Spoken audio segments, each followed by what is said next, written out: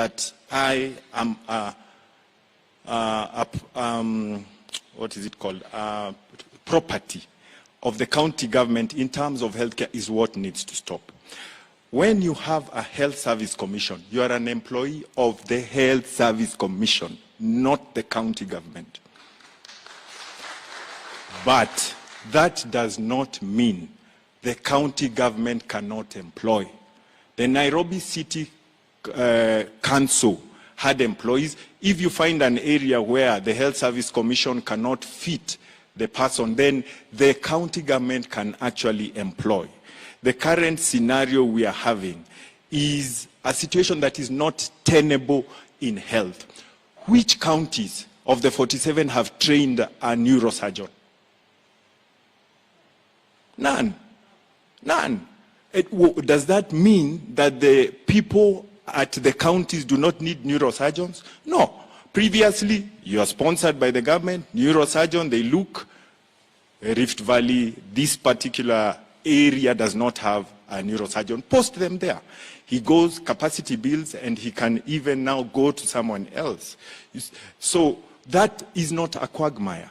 The devolution of health as it was, county government was supposed to deal with primary health care.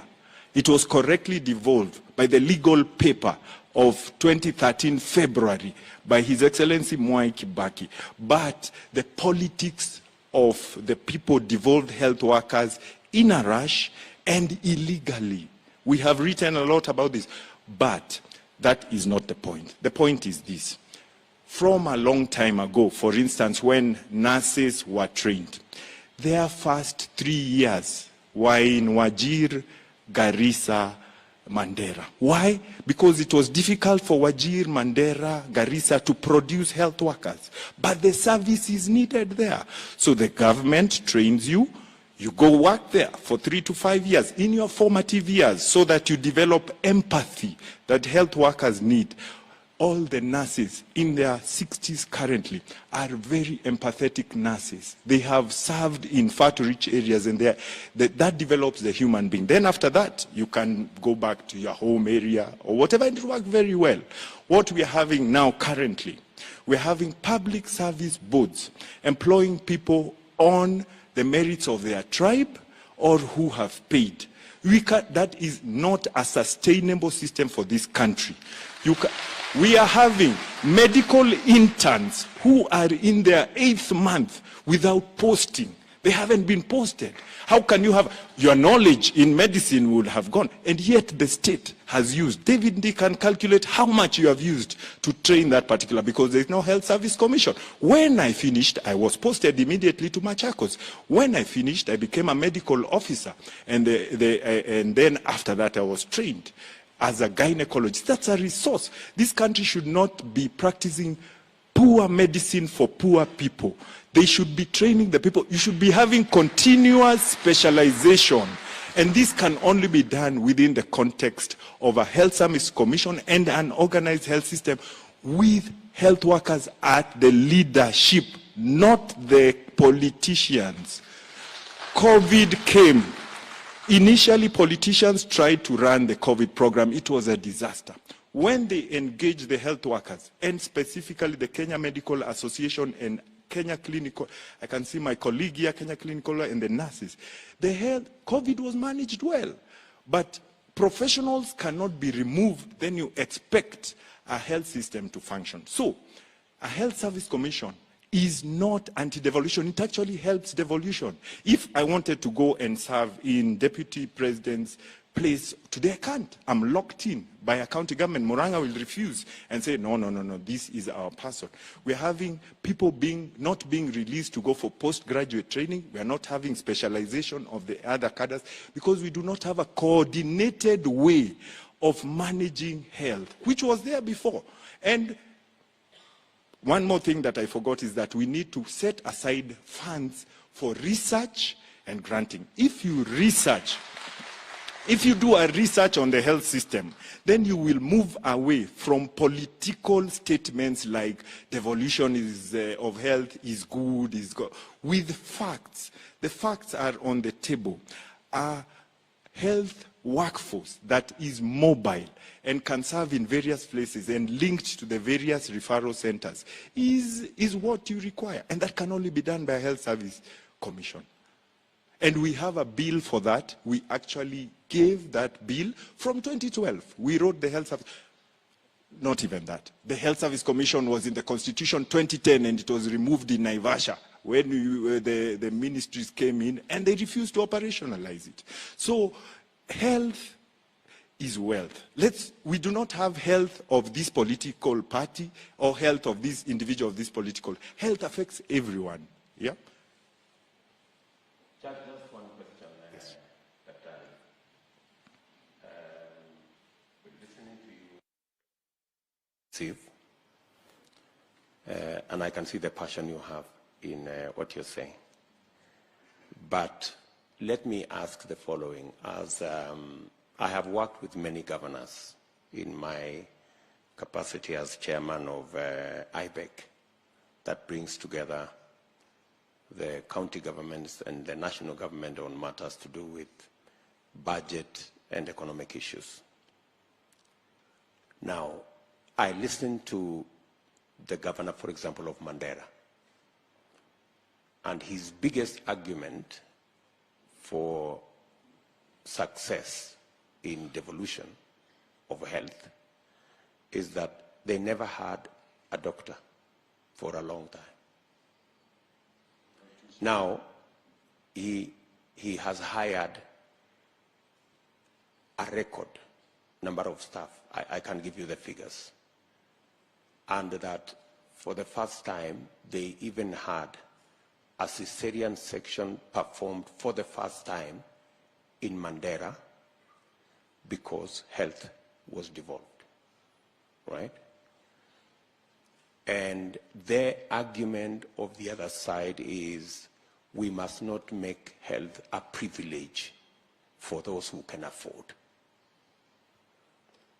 We must make health available for everybody, irrespective of where they are. And the only way to keep a health worker in Wajir, for example, is if you have hired that health worker in Wajir itself. Otherwise, within a very short time, they will migrate. And they have data, you know, to support that people make technical appearances in the areas where there are challenges, and everybody wants to come to Nairobi and the big towns and do their thing there. So, you know, to an ordinary person in Elwak who now has a nurse or a clinical officer in Elwak who has never been there, yeah, until the counties came. How do you persuade them that devolving health has actually centralized it rather than devolved it? You know, I'm talking about a practical situation. Can I add? Okay. Just hold on. Let me add. Thank you very much. I am so glad that we are having this conversation the way we are having it, and that it is an emotive conversation. And those are the things which need to come out. So I want also to speak from the other side, as you have, but really to add actual data to what you have said. I have data here which I used, I was working with when we were doing the Constitution. And luckily I found that I still have it. It compares the distribution of health infrastructure between Kiambu and Tana River in the year 2007. Kiambu then had a population of 800,000 people, and Tana River had a population of 220,000 people or so about.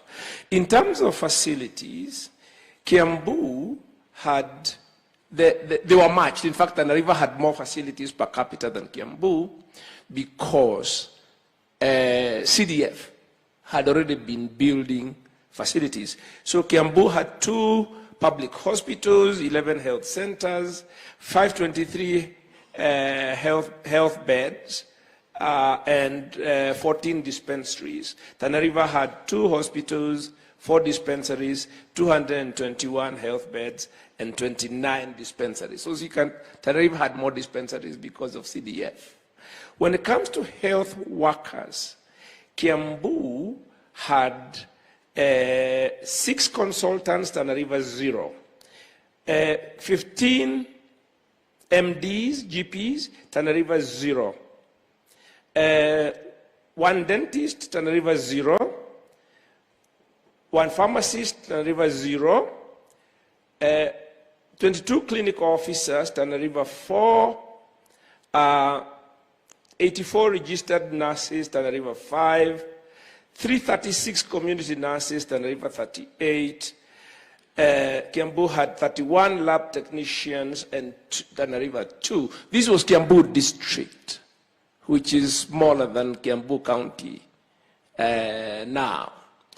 When I did some research and tried to establish the reason why, is because in a centralized system, doctors preferred the places which were closer, of course, to Nairobi. Because, and Kiambu was the most preferred because it had the most opportunities for working in private hospitals in Nairobi and elsewhere after hours or even during working hours, what doctors call locums. Yeah? So that's the other side. The fact that a centralized system, particularly where you have lack of transparency and, let's say, to be honest, corruption, the business of posting health workers in house was very lucrative, so that health workers can be posted to the places which are more favorable to them. These were the conversations we had during the bombers chats around the Constitution. One of the most striking things I remember after devolution was seeing a tender by the county government of Garissa or Wajir very early on, and they had advertised for 30 maternity facilities, what you call like maternity hospital type things, facilities. And I said, these people, how can they build 30 maternity facilities in one fell swoop? But when I read the document in a little more detail, I realized that each of them was 6 beds. So what the county government was doing was taking the services closer to the people, while in a centralized system, it is more likely that one big facility would have been built, because that's the kind of facility that brings the sort of sophistication that health professionals want. So we have this tension between downward accountability and the sense that health professionals feel that they should be one body. And to point out, having a system with a health service commission, even if it goes all the way down, or something which is accountable to the top, we call that decentralization, not devolution. Because that is a decentralized structure, but it is parallel. Secondly, the idea that you have the state, there's a sense of conflating, a hearing of conflating the state with the national government. The state includes county government, and in fact our constitution is very clear that they are 2 distinct entities but are complementary and they should work together.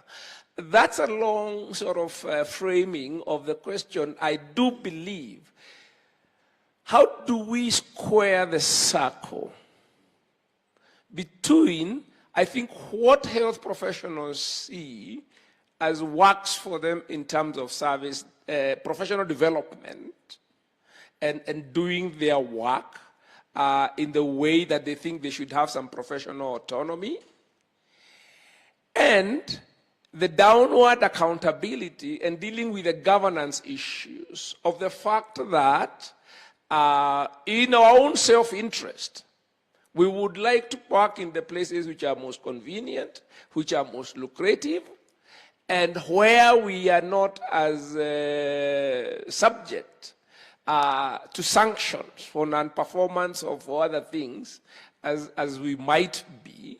And I believe there is merit in both sides. How do we then square that up? I believe, and I think as a matter of principle for us, that it should be possible for having a system which meets the professional development and that kind of thing and of health workers, but is also accountable where they work.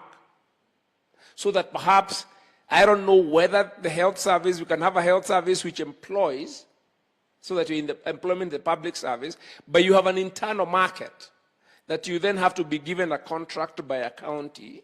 And if the county terminates your contract, you go back and you are, there are some organizations, the UN works like that these days. You are employed by the UN, but you have to get a job. But if you stay for so long and nobody wants you, then you have to leave. Because to be honest, we cannot turn the clock back. The process of amending the Constitution so that it can look what the health workers want to do, let me finish, cannot happen. The task in front of us is to figure out a system that makes doctors accountable where they work and that they can be sanctioned for non-performance. Let us not pretend that doctors are angels. And let us not have any people stand on moral pedestals or professional pedestals and say we are the only ones who know how this should work. Let us be modest. As I said, we do need a healthcare system, but we also need governance. And I think what I want to hear from doctors is how do we deal with the governance and accountability and performance challenges of having a system which people are not accountable where they work and they are accountable to something they control. That's not the normal way that employment works. And thank you very much for this question. And for so long, this has been the issue. The doctors, actually health workers, you must have a health system, and COVID brought out that well, that is centered around the health worker. For so long, we have been sacrificial lambs. You can as well die, but the politician has said, oh, I have a doctor there. We must move out of this number thing. The governor of Mandera claims this number of doctors, and county governments have done a fantastic job in health, in employing people and all. But the cycle, look at my cycle. If I was in devolution now, I would never have become a gynecologist. Think about it. I would never. I served the people of Machakos for 3 years. Then they said, we can now proceed you in your professional development, train you, but still work for us because we have paid for you your fees for a short time. And then after that, whatever you do, wherever you become a consultant, wherever, you can still continue being a public servant if you want. Yeah? But you have served your time. But you have looked at the bigger picture. In future, we will need a gynecologist. In Isiolo, which did not have a gynecologist. So, and that was before devolution. So even me, I can come and say, Isiolo had no gynecologist. Before devolution, by the time I left Isiolo District Hospital, it was an internship center, 4 consultants, 10 doctors. So say that if I am to run the same, but the system as it is now, even as the counties claim to employ people, does not allow professional development and specialization and betterment of health of this country. It can't. Now that the governor is gone, and I'll give you a good example. Kenyatta National Hospital is employing medical officers with contracts which say that you cannot go to school. Professional development of medicine in whatever area you are, you must have continuous development. You cannot stagnate there forever. And I'll tell you the problem we are having now. I'll use a simple, the basic doctor.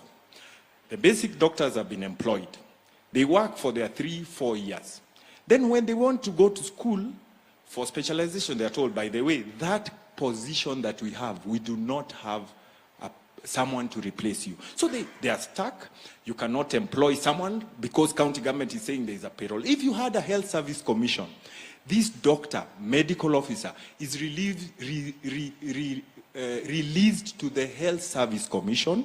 The health service commission provides a health worker for that position. This guy continues for training. The service continues to the people. Yeah? And when he finishes, we now look, Mandera kuna neurosurgery, and you post him there. Mandera will never sponsor a neurosurgery. It's too expensive for them. Yeah. So I think with that, yeah. Thank you very much, Simon. Again, I appreciate your passion in what you're saying. And that's why this conversation is very important, so that we can listen carefully and avoid making political statements that are convenient when we actually have a challenge that we haven't addressed. Yes. It is very clear that there is an issue, and we need to figure out how that issue can be dealt with going forward. Listening to you, Simon, I'm just wondering, it is true, and by the way, what you have said is correct, because it came to IBEC, and many counties were saying, we have doctors who want to go at the county's expense to go and continue their education. So we have to do two things. We have to pay for this doctor to go learn, and then we have to hire another person to do what he was doing. So the counties were asking, this is too much. We cannot have it. We cannot carry, you know. So I agree with you that there is a challenge. Counties saying they do not have the resources to do that, to give you a bursary or a grant, a scholarship to go learn, and then hire somebody else. Is it possible for us to figure out how we can continue career progression, we can continue to train more personnel, more doctors, more neurosurgeons, and all the other health professionals in the context of devolution, or we must completely get out of it? I think we need to find a middle ground, a balance between those two.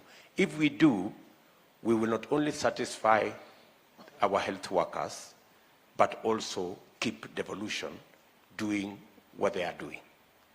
And Daktari, I am sure you agree that devolution has done some things right. Yes. You agree with that? Totally. Yeah? So we just need to correct what they have not been able to do. And I agree with you 100%. That issue came to IBEC, where counties were saying, we don't have the money first to give a scholarship.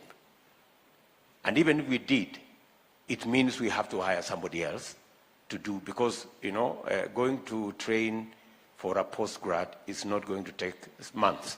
It's going to take minimum 3-4 years. So for those 4 years, somebody must deliver the service. So while I agree with you that a health commission who has a bigger deployment of doctors would easily replace that doctor from somewhere else, but we need to contextualize it around what we actually have now in our counties. And I think there is a possibility of having a conversation that will give us that balance. And Dr. David said something that I really need to correct. There is no problem with a doctor working in Nairobi, wanting to work in Nairobi. Why? The terms and conditions, availability of social things are there. So it is upon the government to ensure that out there, you create an environment that allows me to have my children with high quality schools and things like that. Therefore, it's not a problem for people to move to a place where they want a betterment of their family. And on that note, currently as we speak, medical health care workers working for national government have better terms than we in the counties. People of my age, I've worked in contemporaries. My contemporaries, I have better terms of service at national and Nairobi than in county. Then why should you then expect me to be the sacrificial lamb? I'll give you one example. When they devolved, mortgage was not devolved. Mortgage was left for the national government employees. There is no county which is facility, despite them being taught by national government before devolution how to. We don't have. Then you expect your colleague has a house, you are there working in the county, your pay is less, your benefits are less, you have less access to social amenities. So for government, DP, it is the role of government to equalize health workers. And when I worked in ASAL, the day I was posted to Isiolo, my house allowance was reduced by 30,000. But we were posted with someone in another area whose allowance is that. Then people complain, why do people want to come? Because of these disparities which have not been addressed. So you're treating people differently just because they work in different countries, yet we are qualified the same. Yeah. So in terms of progression, I think it's very important for government to equalize what the health workers are doing. Agreed. Agreed, Simon. Relax. Agreed. Asante sana.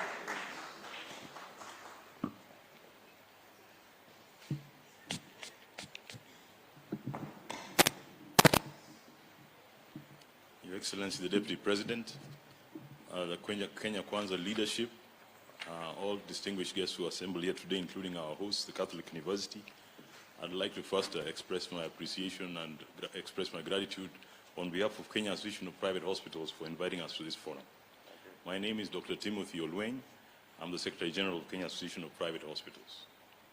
I'd like to share a few perspectives. I had a brief presentation which was shared, but apparently they have some challenges with projection. So I'll just speak off the cuff. Now, in terms of what we would request anybody who potentially is going to be in government is in terms of certain changes that would improve our healthcare system. For example, universal health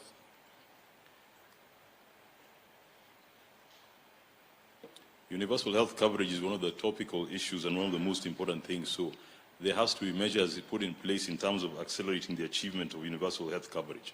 Now, just to elucidate a little bit, the term universal health coverage is not necessarily fully understood by everyone. Universal health coverage has got three important facets. First, in terms of providing equitable access. It's not just access, but equitable. In our country at the moment, we have got access in general, but it's not equitable in terms of, there's a lot of regional disparities in terms of accessing healthcare. Access to health services and the entire range of health services that are required, but also they have to be of sufficient quality to be effective. Because in the absence of them being of sufficient quality to be effective, at best we can talk about universal health care, but not coverage. Now, one of the things that happens whenever we try to push towards universal health coverage is one of the easiest things to increase is access. So for example, if overnight we got the resources and we said the entire population can be able to go to health facilities and get health care, health system capacity cannot increase overnight. And so what has happened, even in our case, in the time when we have had this push towards UHC, is that quality has dropped. Because health system capacity you cannot train health workers, for example, you cannot build facilities and have the diagnostic facilities and so on overnight. Then in addition to that, there's the issue of financial risk protection. And this is one thing that the earlier speaker, especially Dr. David Ndii, brought up. We cannot be exposing people to financial hardship on account of procuring health services. And the only way that that is going to change is if we change the system via which we finance healthcare. Now, healthcare financing, for example, to achieve UHC, you can have two approaches. You can have a tax-based approach, where the government primarily is the provider of healthcare through taxes, and then you can also have social insurance as a vehicle, which is the avenue we're trying to use in Kenya. Now, in the absence of us having a pooling system where we're going to pool resources, we will never get rid of the issue of people being impoverished as they seek healthcare. So the pooling mechanisms can be through, for example, tax-based systems or social insurance, as I said, but we have to eliminate the issue of paying for healthcare at the point of service. So we have to have a pre-financing mechanism, and pre-financing mechanisms only work when you pool resources, either through social health insurance or through private insurance. Out-of-pocket payments need to be eliminated. In fact, in our country at the moment, I think the data that they have from the medium-term report on the Kenya Health Sector Strategic Plan said that still we have got 8% of our households that are spending monthly more than 10% of the total health expenditures on healthcare. And that goes all the way to the point where we've got people who are being impoverished by procuring health services. The social health insurer, that is NHIF, there have been a lot of reforms that have been proposed of late, and it is in terms of trying to increase the pool or the base of people who are contributing to this fund. Now, insurance is about keeping your promise. And I don't think there's going to be any way, and I challenge anyone to, if you're going to put a mandatory system and say you're going to start arresting people who don't have NHIF insurance if they can afford to pay for it. It has to be that we deliver value and people see the benefit of belonging to this system. And NHIF has periodically has fallen short of this promise. And that is a challenge. Now, you have got the biggest challenge they have in terms of financing. You talk about mandatory contributions, yes. But the challenge is, and especially during the COVID period, we saw that there was a significant reduction in the voluntary contributions because people just didn't have the money or didn't see the value. So you've got people who contribute periodically when they perceive they're going to benefit. And that aspect of adverse selection is what even private insurance companies complain about. So people go and procure insurance when they anticipate a need. And after that has been taken care of, then they stop contributing. So one of the things that we have to do is look for a way in which we're going to have consistent contribution towards this scheme. And that's why the issue of the indigent people, I don't like that term very much. I think people who are, I'll say, economically disadvantaged should have contributions provided by government. So that's one of the ways in which we're going to increase the tax pool. But even as we talk about employers also contributing or matching their contributions that has been suggested, we have got to see an increased milieu of benefits. And that is what we have not seen in the current system. We have seen enhanced contributions, but we're not seeing the enhanced benefit packages being rolled out. Now, I've talked about out-of-pocket payments. Now, the other thing is the rising cost of healthcare. This is one of the items that we have got to handle and handle decisively. There has to be a systems approach in terms of dealing with this because it is not a simple fix. I come from the private health sector, and we have always been the bashing boys. When it comes to cost of healthcare, they say private hospitals are the ones who are charging too much. But the inputs, if you look at healthcare as a product, the inputs that produce that product, a lot of the time, we don't determine the cost of those. And that's why there has to be a collaborative effort and a concerted effort to bring down these costs. For example, it is not a secret that since, for example, we had unionization of healthcare workers in this country, the costs of payroll and costs of employing health workers have gone up. And that is a fact. We've got other inputs, for example, pharmaceutical supplies are a significant component of the health bills we pay in this country. Why is it, for example, that when you go to a place like India, we pay for the same branded drugs that you'd buy here for 3,000 shillings, you can get it for 600-700 shillings.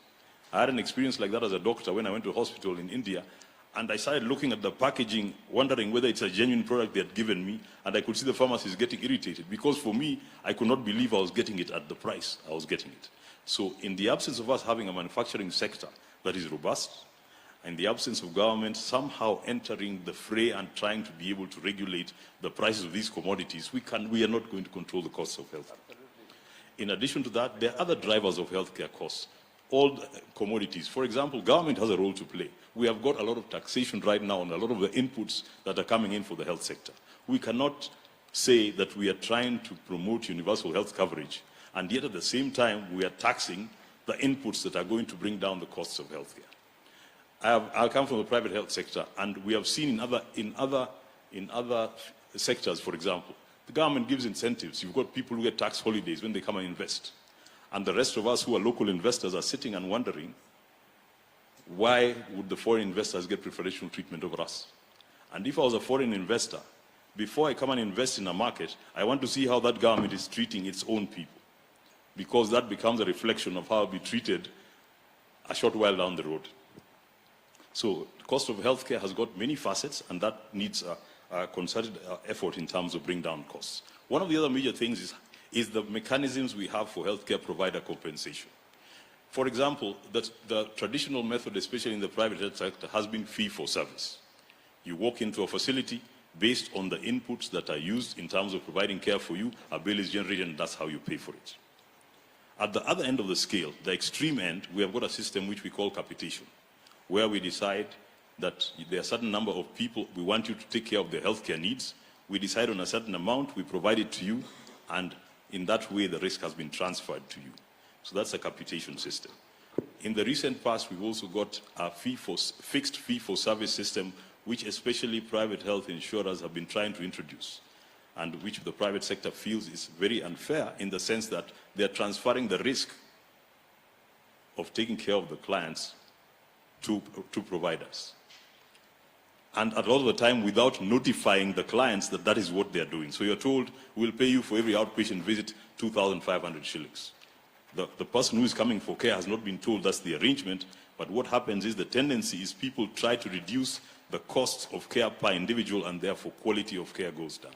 And that is something I think we should not encourage in our system. The other thing which determines the healthcare and where government has got a major role to play is what we refer to as social health determinants. There are certain things, for example, socioeconomic factors that have been known to be associated with poor health outcomes. For example, the level of education has a bearing on people's health status. What kind of jobs they have, what kind of income they have, the kind of environments they live in, and other health behaviors, for example, smoking, their sexual habits, alcohol use, and so on. So you'll find the truth of the matter is the determinants of health that are within the control of the individual are actually a very small percentage, between 30 and 40%. The rest you're actually relying on other people. For example, as an individual, you cannot change the healthcare system in which you go to seek healthcare. And that's why, for example, we have a big challenge, which I would also like to mention at this point, the issue of cross-border contracting of health services. A while ago, I sat on a task force where you could see the intention was to try and restrict the number of Kenyans seeking treatment out of the country. And the tendency was try to block it and try and regulate and say you have to explain and get permission before you leave. And my opinion was, it is not workable. What we need to address is why are the people leaving this country? If it's an issue of cost, address the cost issue. If it's an issue of quality, that is a challenge to us as the healthcare providers, whether individual healthcare providers or institutional ones, we have to work together to improve that quality. If it's an issue of being able to get some of the expertise, let us work, as opposed to having people going out of the country. Can we have some of these other organizations or people from other countries come and work with us to increase our capacity so that we provide the care locally? So there are a lot of things that we have to work on in terms of intersectoral collaboration. When I talked about social health determinants, for example, infrastructure. There are a lot of people, especially in far-flung areas of this country, who can't be able to access a health facility because there is no road to be able to get to the facility. Or the security is not there for them to be able to go to hospital at night. Those become things that we need intersectoral collaboration, and that becomes the role of government. Agriculture, for example, food security and nutrition, that impacts on our health.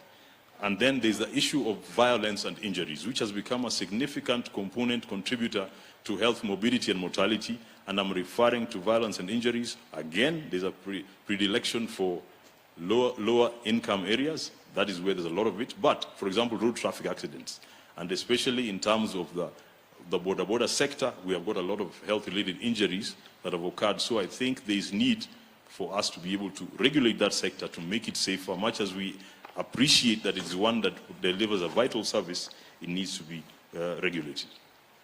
I want to touch on the issue of poverty. There's a simple saying that poverty is not good for your health. In fact, poverty is bad for your health. And poverty is one of those things that is inextricably linked with poor health outcomes. Because there are so many deprivations that come from that. For example, it is a barrier to accessing healthcare because, for example, if you have to make out-of-pocket expenditure and you cannot be able to pay for it, you can't access the self-services you need. In addition to that, there's I've talked about violence, but poverty in itself, ill health itself is also a cause of poverty. So there's causality in both directions when it comes to this. So in terms of improving the socioeconomic status of our populations, it becomes important in terms of improving our health. Then there's the role of the state. And the state must play its part. I've talked about resource mobilization in terms of healthcare financing. So you have to get it from primary and secondary sources. But there's also the stewardship and regulation, because you can't have any sector operating without stewardship and regulation. So the state should provide that in terms of setting agendas, in terms of policy, in terms of legislation that is required, and also regulating or controlling the health insurer, social health insurer, which is a very important component of being able to deliver our healthcare needs in this country. In addition to that, there's the issue of facilitation and coordination. Conducive investment climate. I talked about that with respect to the private health sector, but in general, and I'll give an example.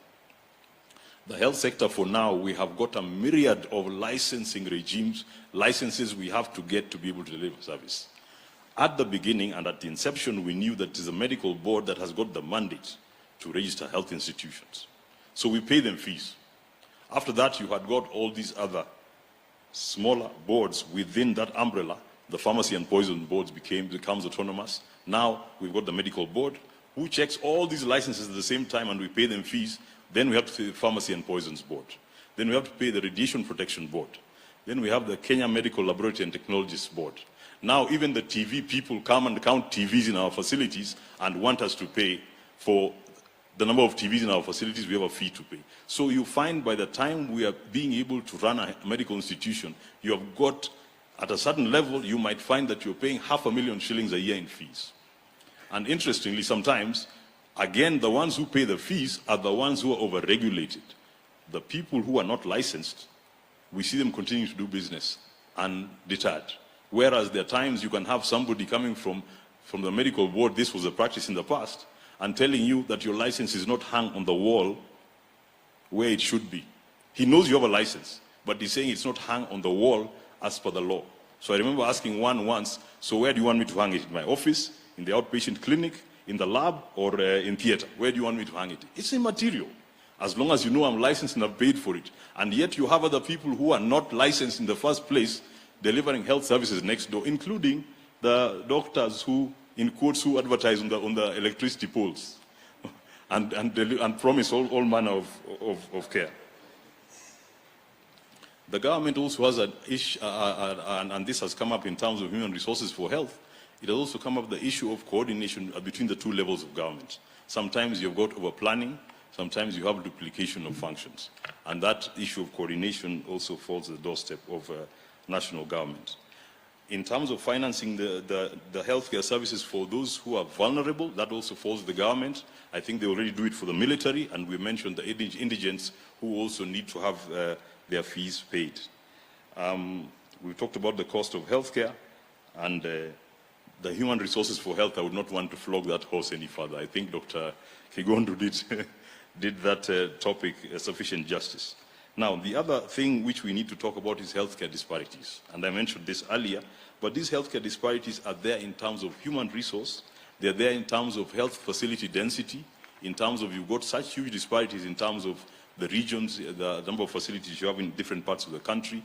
And then the other things to do with the proportion of healthcare resources that are financed out of pocket versus pre-financed also varies greatly from one region to another.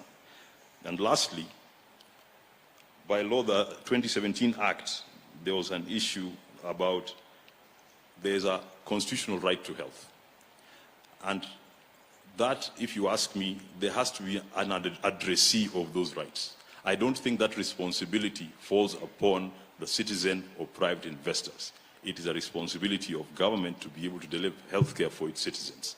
Now, when we had the issue of emergency response, and this is a challenge that has been going back and forth. You have got people who get accidents and they rush to health facilities. Who is supposed to meet those bills?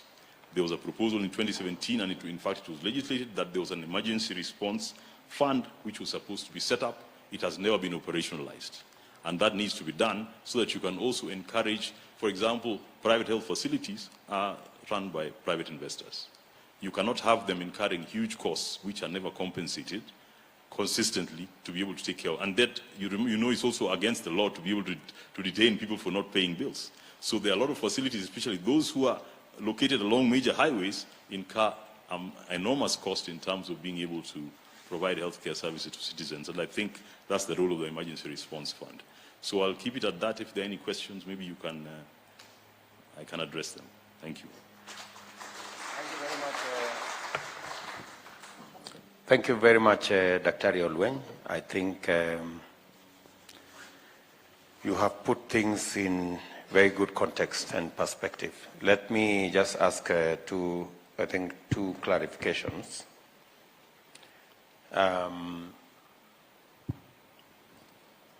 On the matter of commodities, especially on the matter of making it, you find that, you gave the example yourself, a drug you're buying here for 3,000 shillings, same drug in the next country is a fifth, quarter of the price. You find that you can buy Panadol at 20 shillings in one facility. The same Panadol, you buy it at another facility, or you get it at another facility and you are charged 50 shillings. So, what is the remedy in your opinion, and who should do that? Is it, do we find a place? Is it a combination of Kenya Medical Association, medical practitioners, private people, and government to standardize that particular subject, so that, because a big contributor to the cost of health is that disparity in how much it costs, the commodities cost. That's one. Where would you what suggestions do you have on how we can fix that? That's number one. Number two, you have given two suggestions on mobilizing, and you have, I think you have suggested that pooling is the most effective or efficient way of delivery, and pooling can either be through a tax system or a social health, as we are proposing. Do you have any suggestions on what Kenya Kwanza can do? Do you have, would you say the social health would be better than the tax system, or what suggestions do you have? And then finally,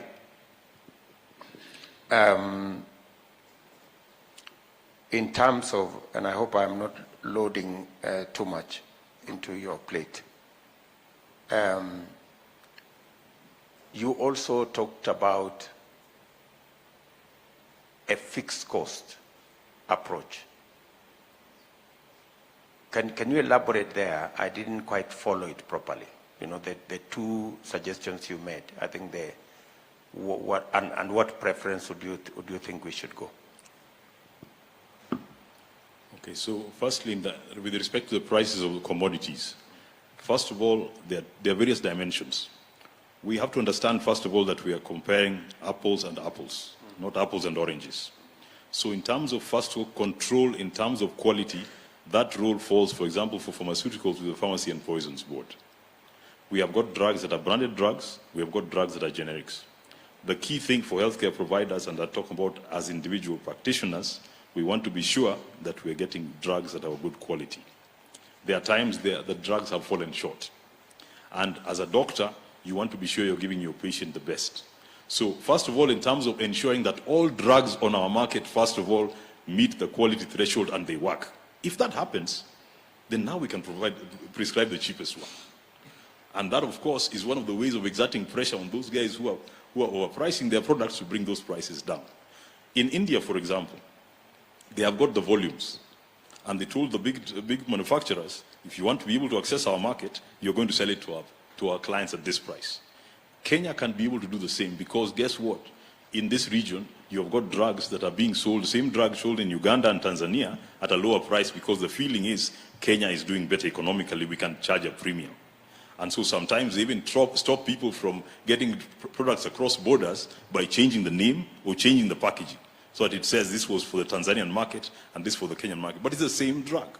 So that's why I'm saying government has to play some hardball here, because at the end of the day, we are not going to bring down costs of healthcare if this component that is 30 to 40% of the bills is not managed. So if we can be able to enhance our manufacturing sector, because we also have a manufacturing sector in Kenya that needs support, and especially for basic drugs that are not too complicated, and consumables and other products, if we can be able to boost that sector. And that's why I was talking about the incentives for the health sector. If we can be able to produce our own, then now we have got some that we can also be able to compare with others and make sure that people charge a price that makes sense. The other question, sorry, I've even forgotten the second question. It was relating to... whether we do tax or we do social... In terms of being able to finance the financing, the pre-financing of... I think at the moment the truth is we're actually doing a mix of both. Yeah. If you were to ask me, you know the danger sometimes with the essential services is governments don't want to divest totally from them, because sometimes the private sector can be able to arm twist and you might have a certain segment of the population not being able to access services. So in our situation, I think at the end of the day, government health facilities must be there to a certain extent. Because again, the private health sector you find in certain far-flung regions where it might not make economic sense, you'll not find people willing to invest in those areas. So, but at the end of the day, the social health insurer is the best option. The reason is, number one, it pulls a large number of people together. Already we have got a regime where it is mandatory, especially for those in formal employment. You don't have a choice. Whether you have an alternative insurance or not, you already don't have a choice. So there's already a significant pool of money which is coming in regardless.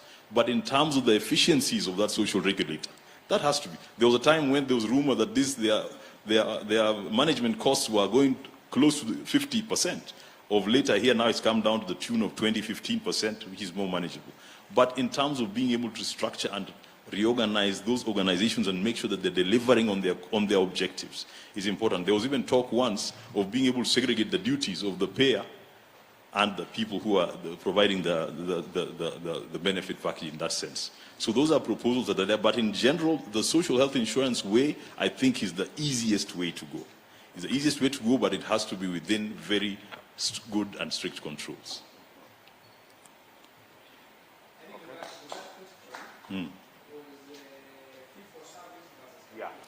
Now,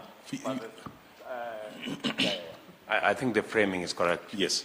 Do we do fee for service, or do we go the capitation route, or there is room for a mix? There's actually room for a mix. Fee for service has got certain dangers. And this is the reason why even you find, for example, when the NHIF rolled out the certain schemes that they have, when you've got very large numbers of claims, as numbers go up, those administrative costs of vetting claims, managing them and paying them becomes extremely high. So what happens is that's why people want to move towards a capitation model. Capitation has got dangers though, because you can have healthcare providers doing what you call skimming. If you've got people whose health needs are going to be high, the tendency to avoid registering those people in your facility. Now, we can go towards a value-based system, and that's the merge somewhere in between. Where what, for example, we are saying is we are paying you for a product you're delivering. So it's a value-based system. The danger with the fee for service is that the tendency is the healthcare providers are an interested party. There's churning. The more service you provide, the more you get paid. So you see there's a tendency to waste resources. So, and you must remember, there's also that agency relationship, there's a bit of a mismatch because there's also, you must remember, there's also the asymmetry of information. Health is a pretty specialized area, so you've got to take our word based on what we recommend and what we do. The question is, if I'm an interested party, am I providing you the best care, or am I providing the care that's in my best interest?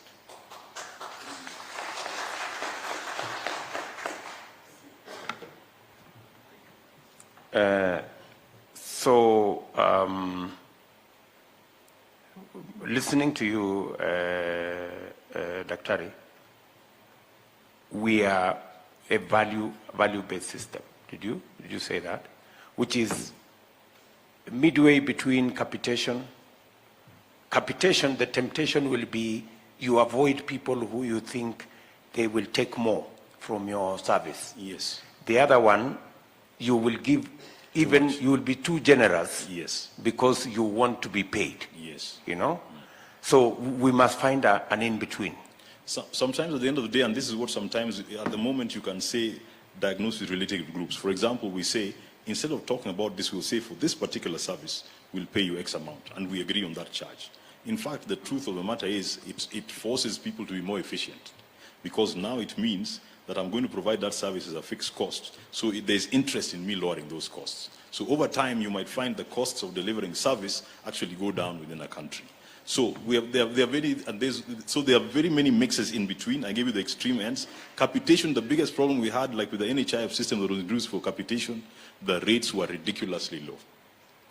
Ridiculously low. Because you cannot talk about taking care of the health of somebody at 100 shillings a month. It doesn't matter how those numbers add up. For 1,200 bob a year, most people are losing money. And that's why you find a lot of healthcare providers are going to run away from it. Yet in the government, you can go to the government health sector, you will get the service, so to speak, but the commodities are lacking. So there's no point in going to be seen by a doctor and get your diagnosis done, so to speak, then there are no drugs. After that, you're told, go and buy the drugs from a pharmacy. So there's a lot of work to be done, and I believe, especially now that the conversation is happening, there's ways in which we can make our healthcare system more efficient so that we don't run in a situation like the US where you're spending so much per capita and you're not really getting value out of it.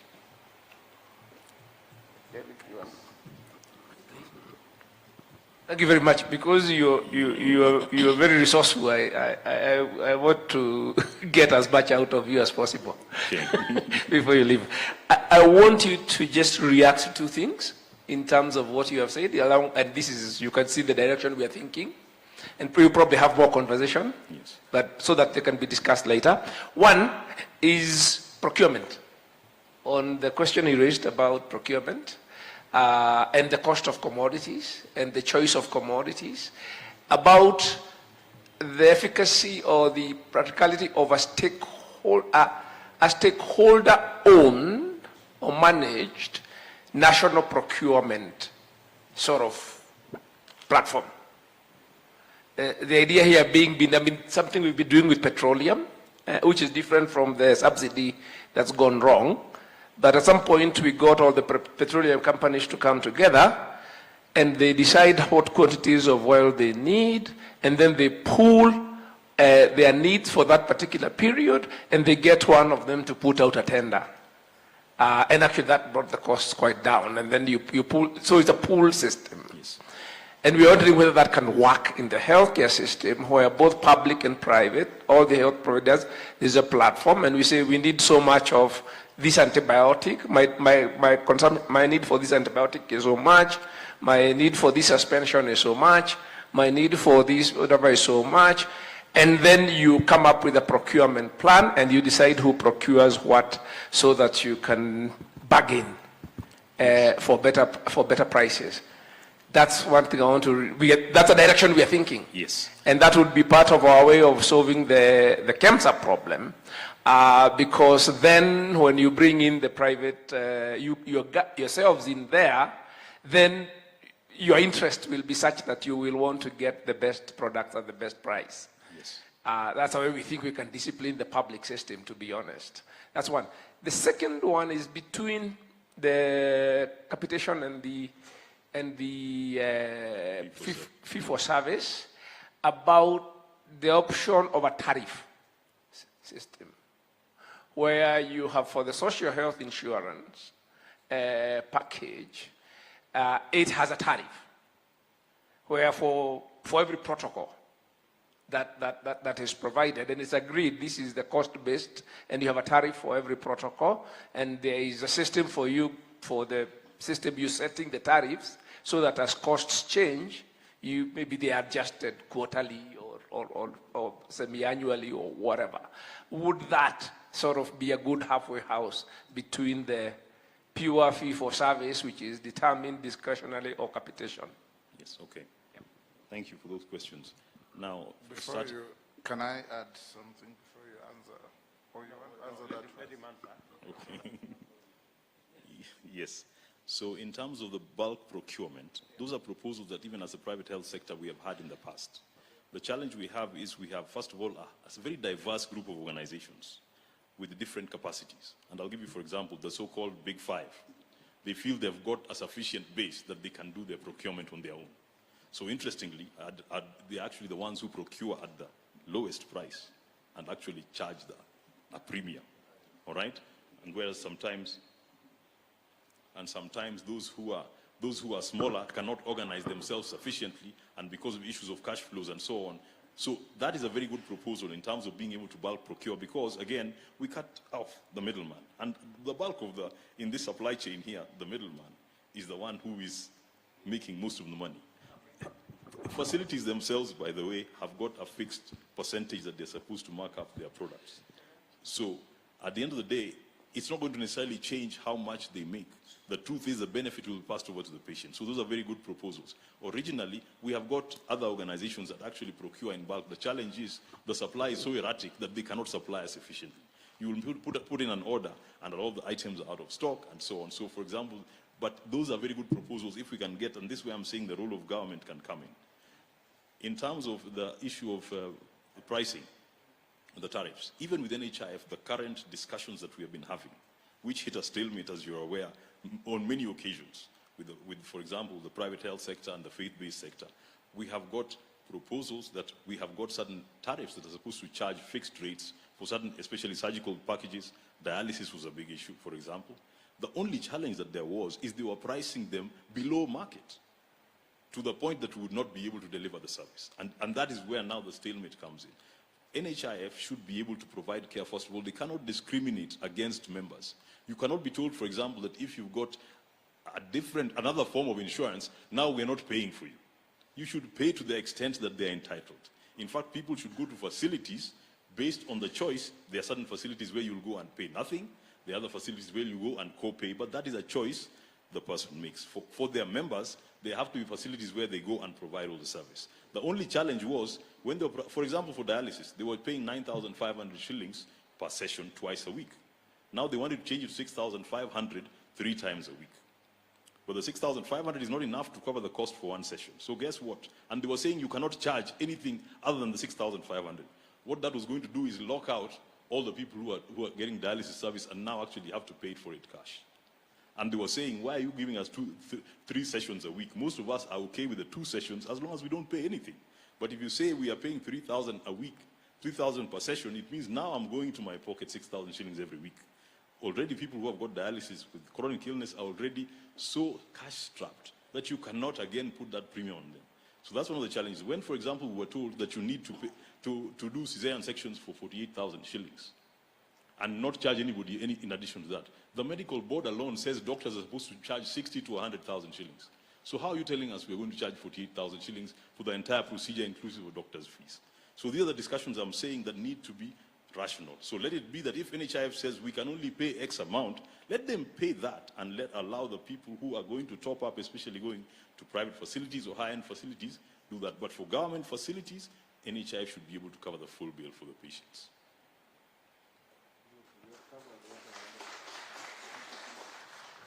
So, Daktari, we have had hours on hours discussing this, negotiate on a middle ground between capitation and fee-for-service, And I think that's what David was basically saying, that we agree that if you're treating me for malaria, it's going to cost this much. If you're treating me for this it's going to cost this much. So that it now becomes your business to make sure that it's efficient, and because you'll be paid a standard amount of money. So I think there is need to now interrogate that further, and that's exactly what you're saying. Yes. That those are the negotiations that have been going on, but there's been a stalemate with NHIF.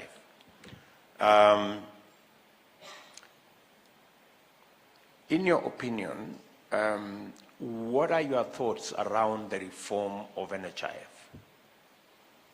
We've had proposals of breaking it up into maybe 2 or 3. A regulator separately, an administrator, and somebody to collect the resources into a. Do you think that is a conversation we should have?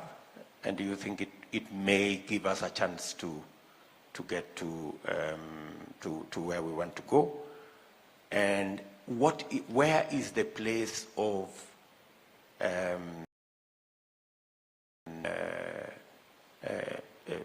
digitization or computerization, especially on matters to do with health records, the portability of health records, the whole space around there? What in your opinion, what's the way to the future? What are your thoughts? Personally, I think NHIF, especially with the kind of reforms that have been proposed, NHIF is still, I think, a vehicle that can be worked with in terms of delivery of these health products. The only thing is NHIF needs to be responsive to the needs of its members, because people sometimes, NHIF sometimes they talk like they forget that they're a members fund. So you forget whose interest they're looking out for. It has to be there responsive to the members' needs, and that's the only way the members will stick with them. Secondly, they have to make sure that we have got a symbiotic relationship with providers. NHIF doesn't own any facilities. So it cannot work to the detriment of the same facilities who are going to deliver on its promise to its members. So that engagement is one thing that is lacking. In terms of breaking it up, it might not necessarily be the case, because again, if you break it up, you might be breaking it up and reducing the pool that we have. The beauty of having a social health insurance system is that, first of all, it does not ask you about pre-existing conditions. You don't walk in and you say, oh, you've got hypertension, so we're going to cover anything except hypertension. So you've got somebody who is taking your premium, like sometimes happens with private insurers, and they're saying, we'll take care of you as long as you are not unwell.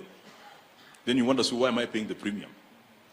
It doesn't discriminate. That's the beauty of social health insurance. And then you've got the issue of being able to have those people who contribute, who are healthy, contribute to those who are unwell, those who are young, contribute to those who are old, and so on. So that's the social health principle. So NHIF is still a very good vehicle, but it has to be managed properly. Because NHIF is such a huge organization. I mean, how many organizations do you have where you collect billions of shillings guaranteed by the 9th of every month? And yet sometimes you find the structures you have within NHIF and the level of engagement, you wonder whether we're getting the quality of people who should be managing those kind of resources. And that's what we need to be able to do in terms of changing it and how you run it. Finally, and sorry if I am taxing you, but finally,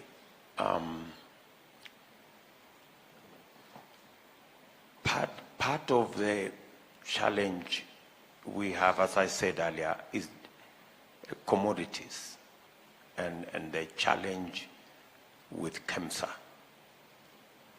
right?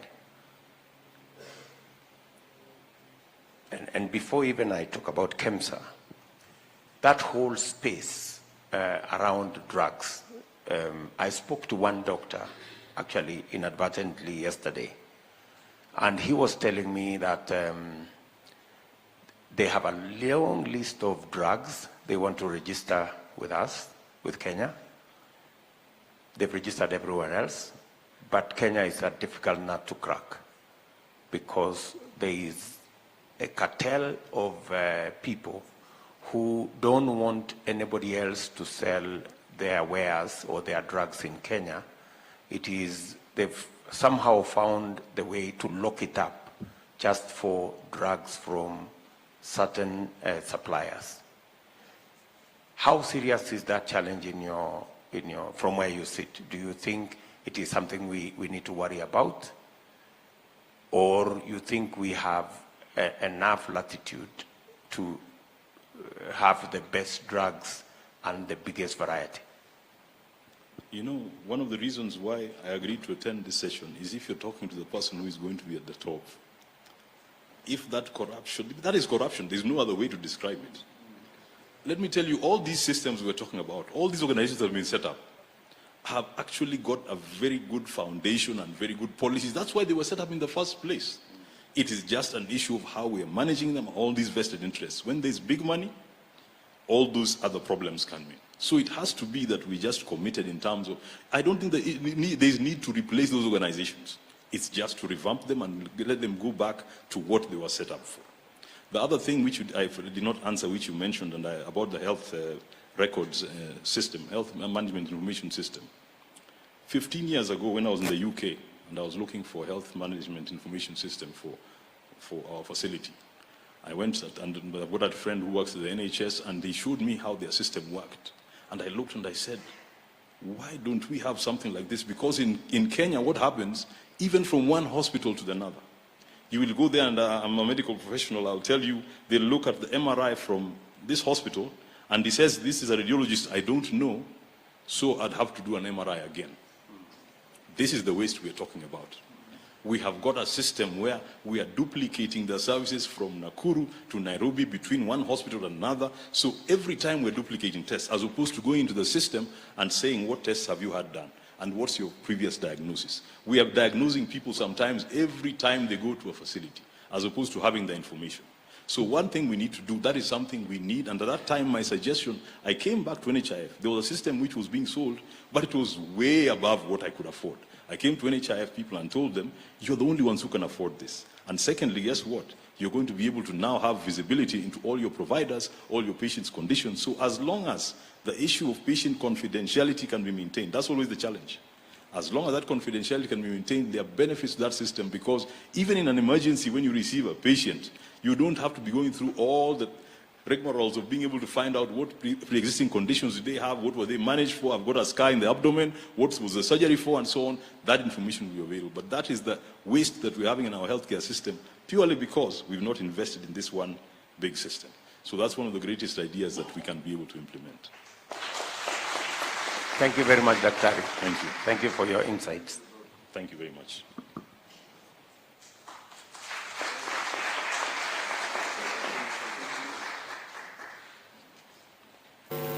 Thank you very much. Maisha tunaishi Kenya hii yetu jamani, ndio mke wangu, hatutatoboa hata kidogo na hii bei ya madawa. Aidha unauza shamba, utauza gari, sio mimi peke yangu. Kila Mkenya kuna hii shida na sijui itakujaisha lini. Hata naona ni heri kabisa niondoke dunia hii, niwache kufilisisha watoto wangu, kuwapa taabu.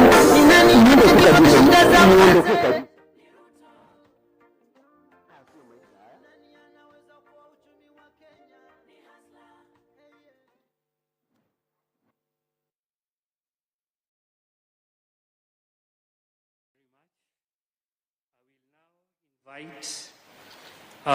For us to be able to enrich this conversation, I'll invite Mr. George Gibore for a situational analysis before we proceed. And then other members, we kindly request you that we stick to the time allocated to us, because we have quite a number of presenters to talk to us. Karibu, George.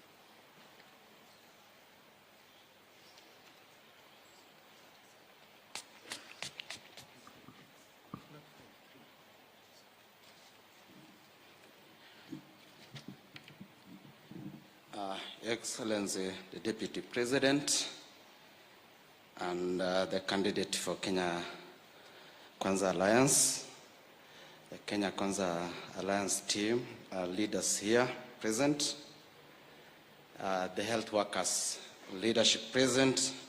My name is George Gibore. Good afternoon. I'll just want to take some 3 minutes, as he has said, and highlight a few things. And I'm glad for the first speakers who have been here to have highlighted a number of issues that really are affecting the healthcare workers, the health system as a whole. Indeed, they have touched on a number of issues, as in accordance to the WHO, we have the 6 pillars that support the health system to function. One of it is the human resource, 2 is the health financing, 3 is the health infrastructure, 4 is the leadership and governance, 5 is health information and technology, and 6 is commodity. And as you'll hear, Your Excellency, a number of these issues have already been highlighted. I think I can start from the human resource, where probably we have been projected to have understaffing, which is a big issue. A big issue because it affects accessibility. Accessibility here to mean, I come from Migori County, where I was born and raised, but I work in Nairobi. But in Migori, Kuria, in Kuria, one of the sub-county there, my father at the age of 76 have never accessed a physician. And that is a fact. And probably the healthcare workers who are there also have some limitation in terms of training, which has been mentioned here. But of course, there are very few. When there are few, means that they are denied chance to go back and do further studies. I think that is what one of my colleagues was explaining here. And the WHO has given us a good platform on what we call the staffing norm, which we project that the country, for it to attain universal health coverage, must have at least a staffing of 23 healthcare workers to 10,000 population density. Now, currently, we only have 6 counties that has attained this, Nairobi being one of it, and Kiambu, and probably one of the last one is Nakuru. The last one that I remember is Nakuru. But the issue also, even for those that have met this standard, is that there is a gap in terms of the terms of engagement.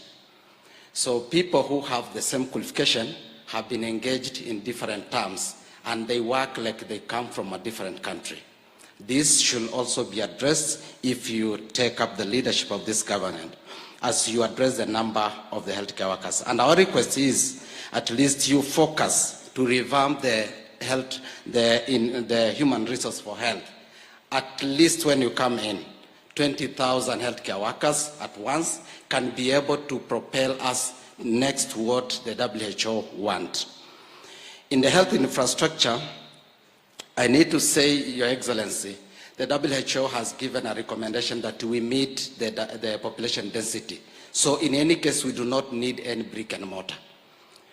Now, our clarion call is to focus on what we call the primary healthcare approach.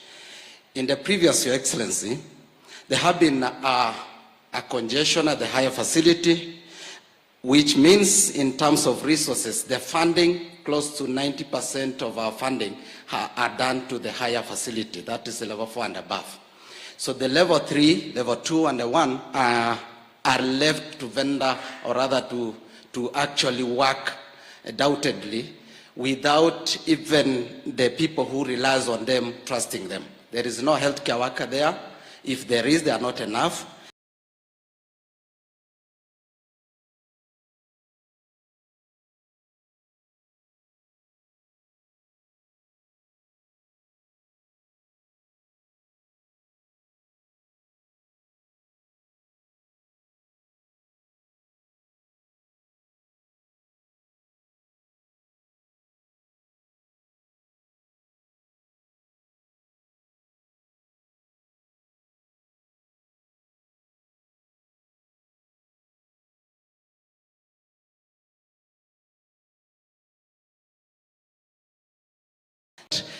If you come in place, the focus on the primary health care is intended to activate and empower this primary health care to ensure that they can function optimally and be trusted by Kenyan.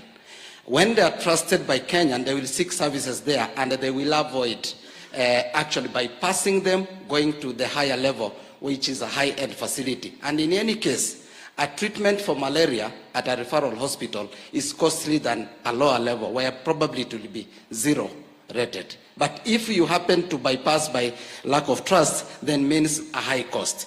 Now, if you do that, you'll prevent diseases.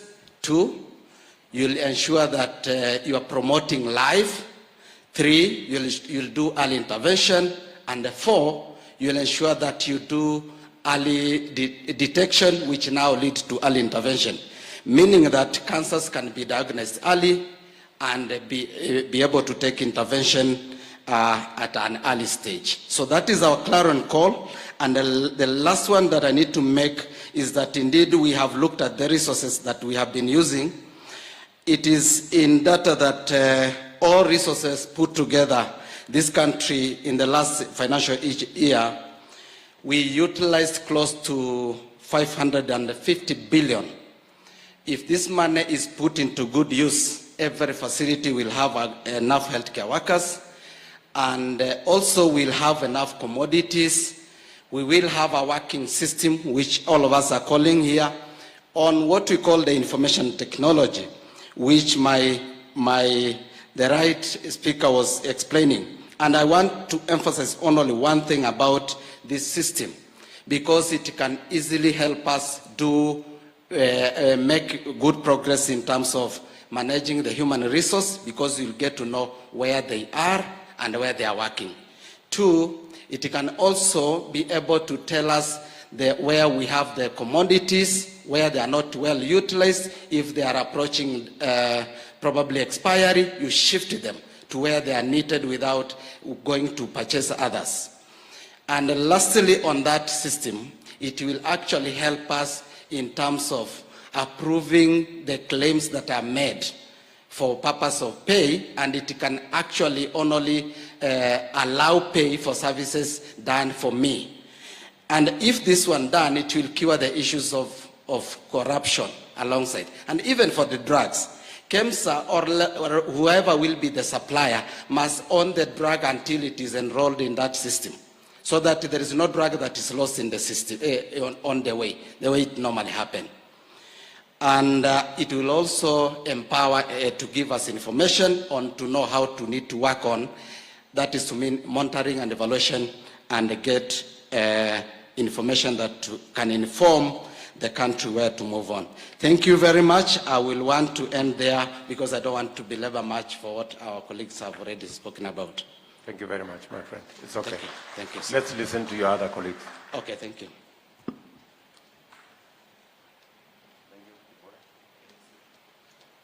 Thank you very much, George. I will now invite Mrs. Jane Karimi from the Kenya National Union of Nurses, who will also invite the Secretary General, the General Secretary, Kenya National Union of Nurses.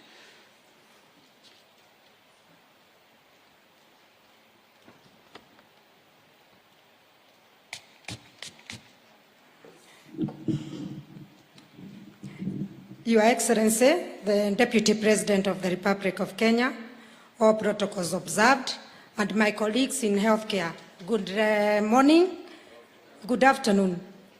Your Excellency, I stand here to talk about issues of health in a perspective of our bottom up, because we are talking to the Kenya Kwanza team. And Your Excellency, I want to take you through a very simple scenario, because what I wanted to speak about NHIF has already been spoken. So I just want to take you to where you started. And what you said, that you have been going around the country and you have met with several people who have issues on health. And I want to tell you that there is a mother who has given birth to a child and doesn't know the problem, goes to the next health center, takes about 6 months, loitering around level 1, level 2, and level 3, before she even reaches to level 4. By the time we are reaching level 4 hospital, we are doing almost a whole year. By the time we are reaching to level 5, we are going to our second year. And when we reach to Kenyatta National Hospital, which is the highest level of our referral, we are doing our third year. Maybe a child or even an adult. In Kenyatta National Hospital, let's take, for example, the person under problem with the heart. The booking for the heart surgery now is, the bookings are up to 2027, or even some going to 2028. That is basically a bottom-up approach of an ordinary Kenyan in our country.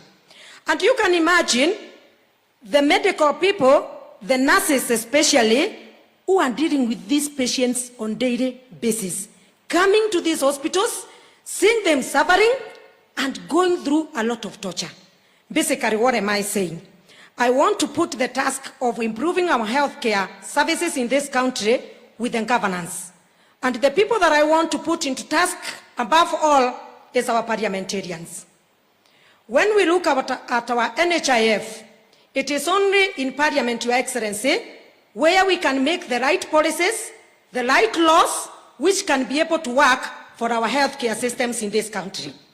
But what we see in Parliament many a times, it doesn't seem like those parliamentarians really have seen these patients suffering.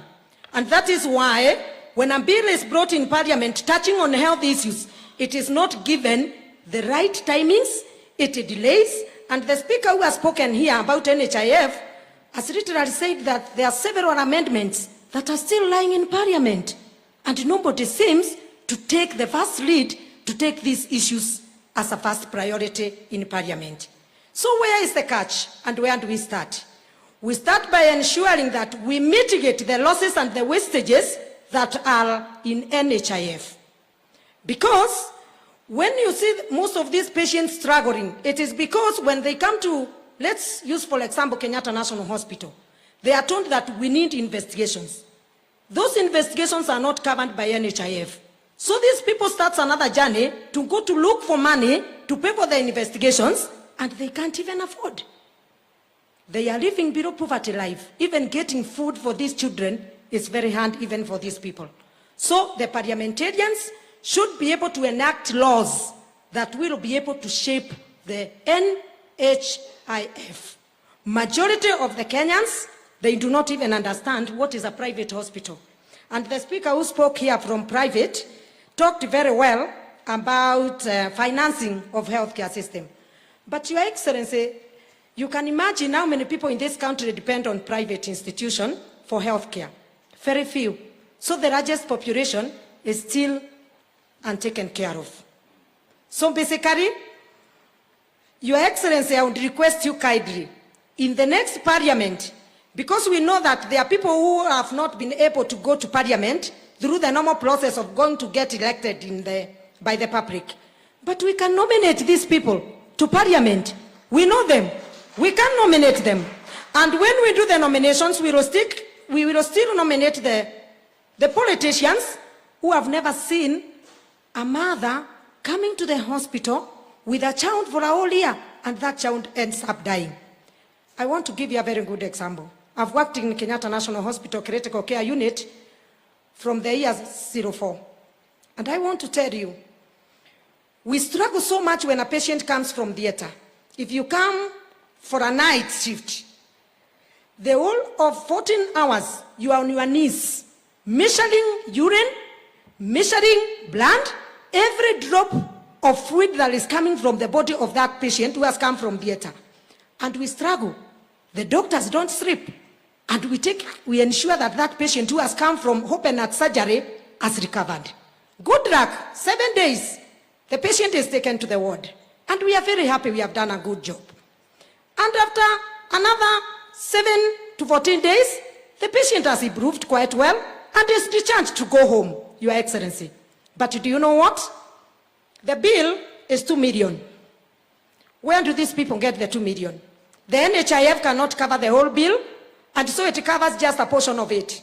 So what happens? We retain those patients in the ward. And do you know what?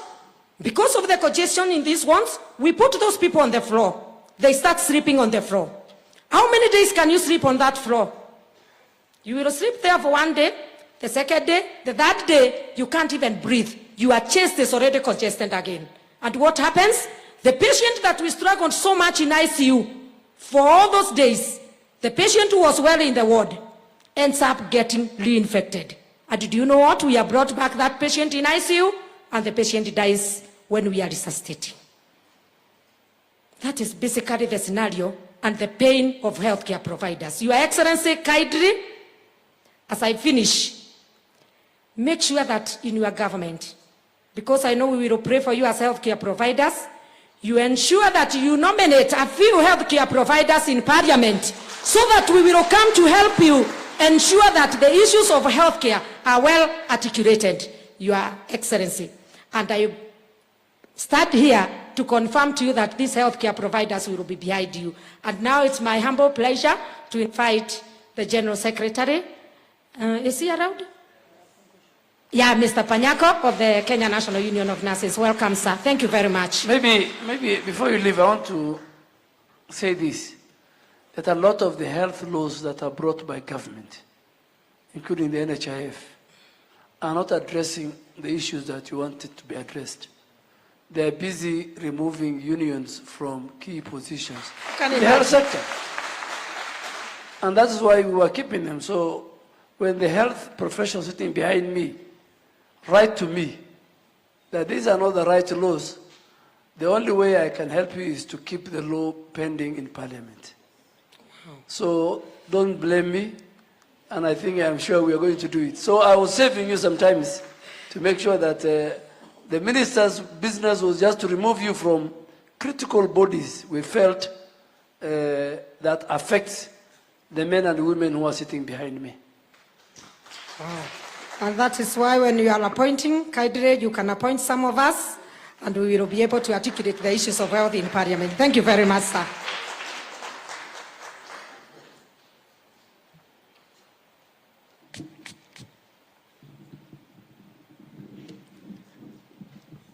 The Deputy President, His Excellency Dr. William Samoei Ruto, Party Leader ANC, Honorable Musalia Mudavadi, Party Leader Fort Kenya, Honorable Papa Waroma, due protocol observed. Good afternoon. Indeed, I hope the Speaker who has just left will be one of those who will be nominated to Parliament. Your Excellency, I have been following these proceedings as I come on my way, and I've had some of the questions, the issues you have been raised. And one of the issues that has been raised is what has county government been able to do that is good and that should be maintained. It is very good when we critique a system, we look from the both sides of what that system has given us. I will begin by saying the good things about devolution. Devolution is good. It's not bad. We must agree.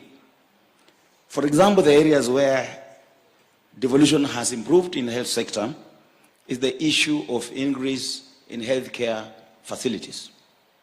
We have seen tremendous increase in healthcare facilities after devolution. Of course, that is the area where many politicians, especially the governors, will want to see structures, and they'll want to see the electorate that, look here, we have a facility here, we have constructed this, we have constructed this, but that facility is not enough. There is what goes into that facility to make it a functional healthcare facility. Another area that the county governments have tried is to increase the number of basic healthcare workers. I will admit that at the national government, the last hiring that took place before devolution was 300 nurses across the country.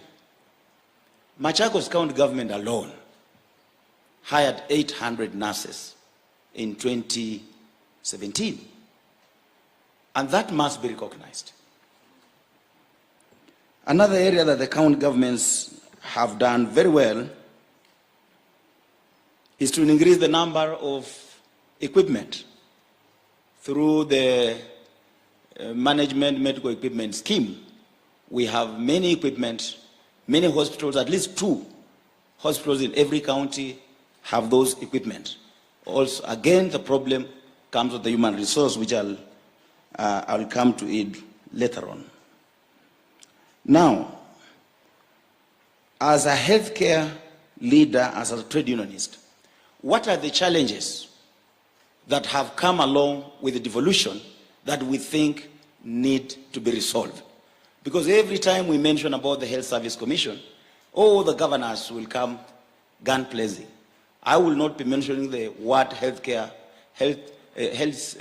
Service Commission, but I'll be mentioning the areas that I think should be addressed. And if in the process of trying to address this issue, the solution will be the healthcare system, so be it. One of the areas, Your Excellency, when I came to my office this morning, I got a brief from my employees, and I was told that there was a strike in Embu that ended over the weekend. And I wanted to know what it was for, because I was not even aware as the General Secretary. And they told me all health workers, doctors, nurses, clinic officers, physicians, everybody had gone on strike because Embu County government has not been remitting statutory deduction for the last, I don't know, 1 year or so. It means those health workers cannot even access healthcare services because the NHIF deductions have not been remitted. And the strike ended over the weekend after the courts gave the orders. So what are we saying? We are saying that health workers have gone on strike so many times, not because they want salaries to be increased, but because salaries have not been paid. We have some counties where salaries have been paid and others have not.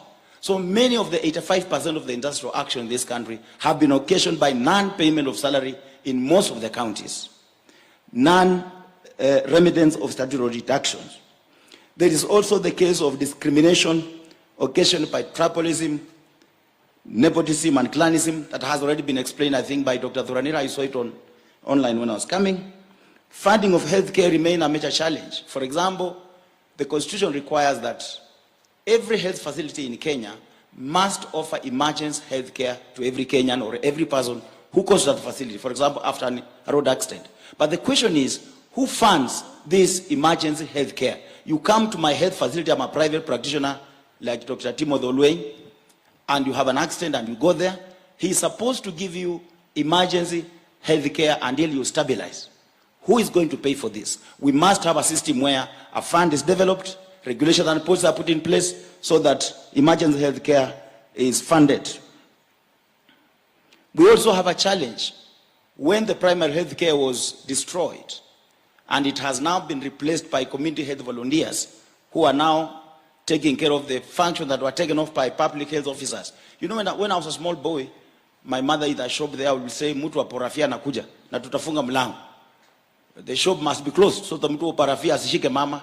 I didn't know that the porafia person was to make sure that we have a toilet, our place of work is clean. So that responsibility has now been taken over by the community health volunteers, who we recommend strongly that they should now be turned into community health workers and be paid something for doing that noble work.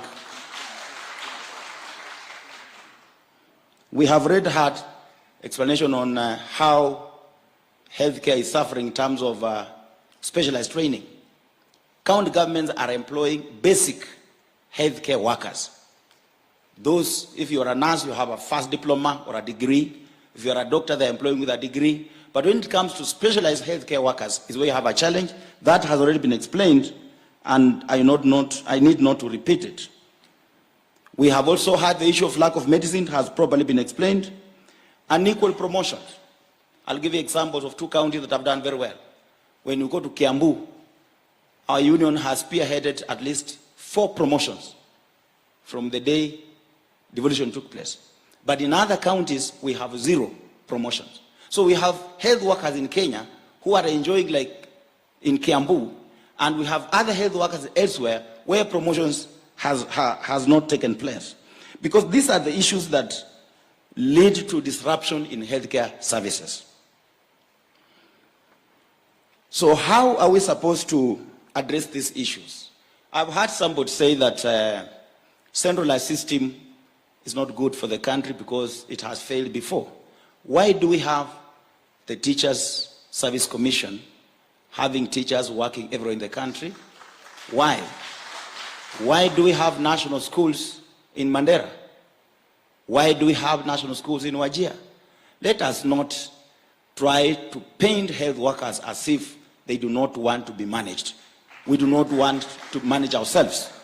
We must have to resolve the issue of strikes related to non-payment of salaries and non-remittance of statutory deductions.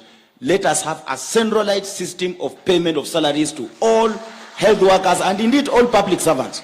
Because it's not only health workers who are suffering at the county governments, it is all public servants at the county governments who are being reduced to beggars.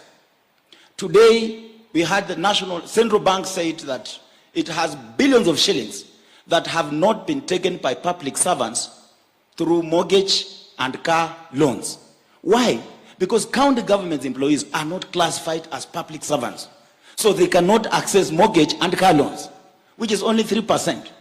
So after devolution, these health workers, you see, are now just getting expensive loans like any other millionaire outside there, making their lives very, very difficult. So for me as a healthcare worker, if you give me a centralized system of payment of salary, a centralized system of allowing county governments to give out the specs on the employees they want, you, County A, give out the specs as the health system, as the whatever it is, the workers you want, pay, employ them. Once you employ these workers, offload them into that system. Even if you have the Health Service Commission, as we have been saying before, of which, if we can get our salaries on time, statutory deductions can be paid on time, and there's a system where health workers can work across the country seamlessly. For example, Wajir County wants to have a neurosurgeon. It will simply release that specs to the hiring authority and say, we want a surgeon in Wajir. And whoever is responsible for hiring, I told you I'll avoid the issue of Health Service Commission. Whoever is hiring will post that surgeon to Wajir. Whether the surgeon being posted there has been hired today, or one is being removed from Kakamega and being taken to Wajir, and the one being hired is being taken to Kakamega, what is important is we must have a surgeon in Wajir. That is one of the suggestions I'm trying to say. But the issue of salary, statutory deductions, discipline is another area you have said that we want to manage ourselves. How are teachers managing themselves in terms of discipline? We will give these powers to the county governments to be able to identify and give some disciplinary measures, because we know the issue of tribalism, nepotism, and corruption at the county government level. We want to remove healthcare system from the political system to a professional system. But there must be some level of where there is regulation. We are not trying to say that health workers must work when they want.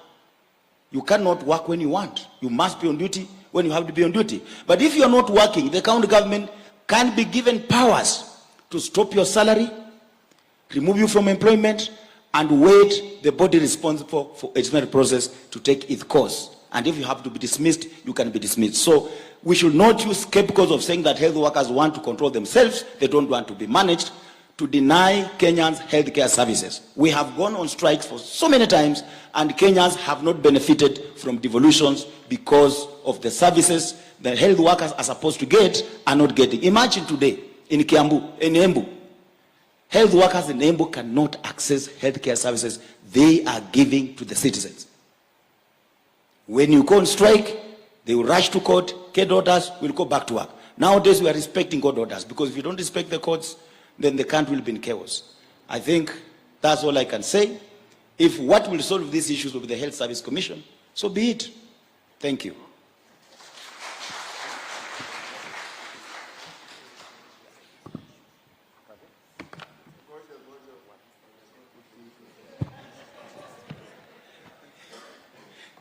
Yes. Mzuri sana, Mheshimiwa.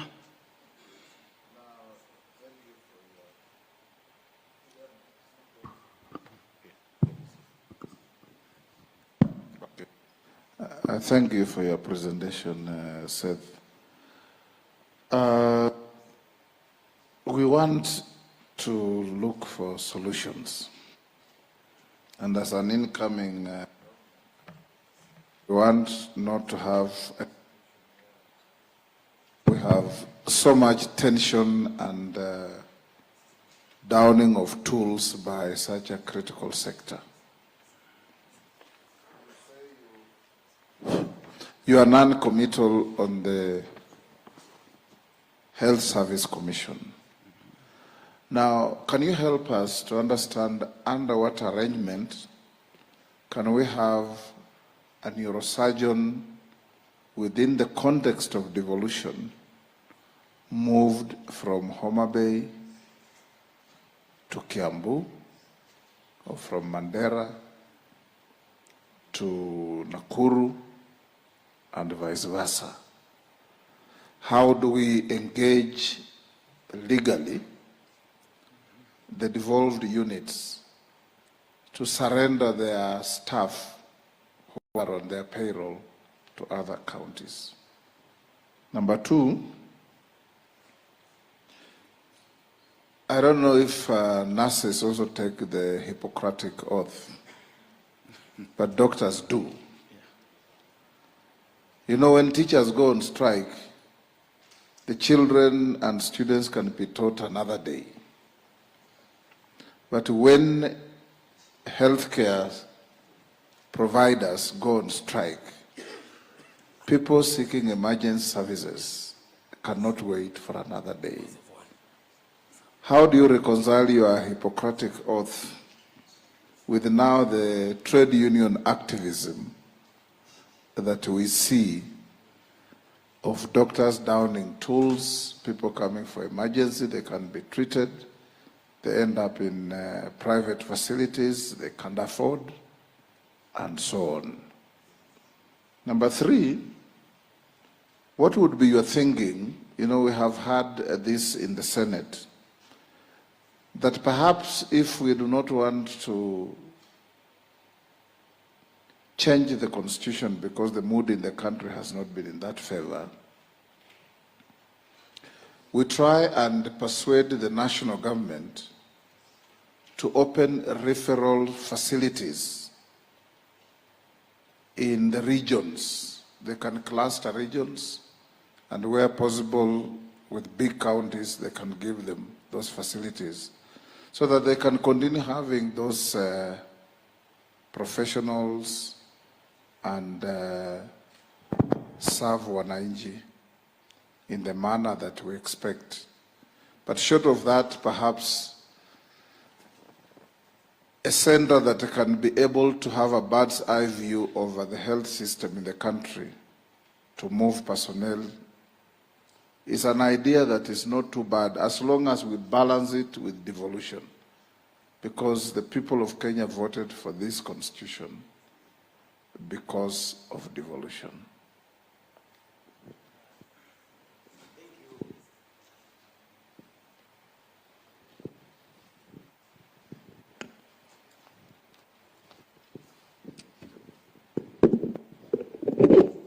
Thank you very much, Honorable Moses Wetangula. The first issue about how we can transfer health workers from one county to another county. I did not say I'm not supporting healthcare system, the Health Service Commission. I said I'll remain uncommittal because my brother who spoke earlier had already spoken about it. And when governors hear the issue of the Health Service Commission, they just imagine that we want to go back to the national government. They don't know that the Health Service Commission is independent of the national government and is supposed to be independent of the county government in the form of being controlled politically. I have said a conversation must be opened. And I've said the issue that I've raised, for example, on transfer of health workers or redeployment of health workers from one point of service delivery to another point of service delivery. And I've said, if this conversation will end up saying that the only solution is the Health Service Commission, I said, so be it. So I did not say Health Service Commission should not be there. Why do we have a Health Service Commission for teachers? And yet we have national schools in every sector, in every county of in this country. So that one can be done. I can't give you an answer. I've said, let us open a conversation. And if the only solution will be the Health Service Commission, then let us revisit our constitution. Our constitution is not cast on stone. It can be amended. The issue of number two,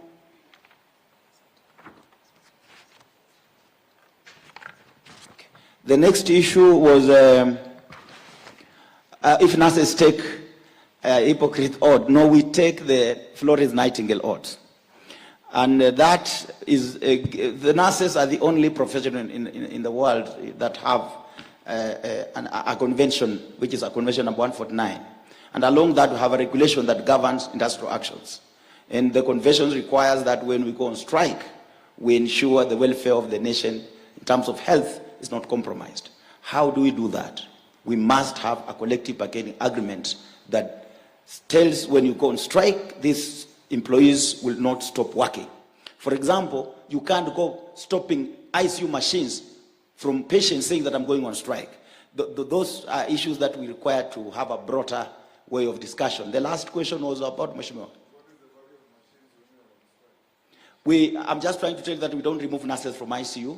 For example, we don't go tell mothers in labor that leave. We go and give. We take care of the patients who are there. We don't leave them to die.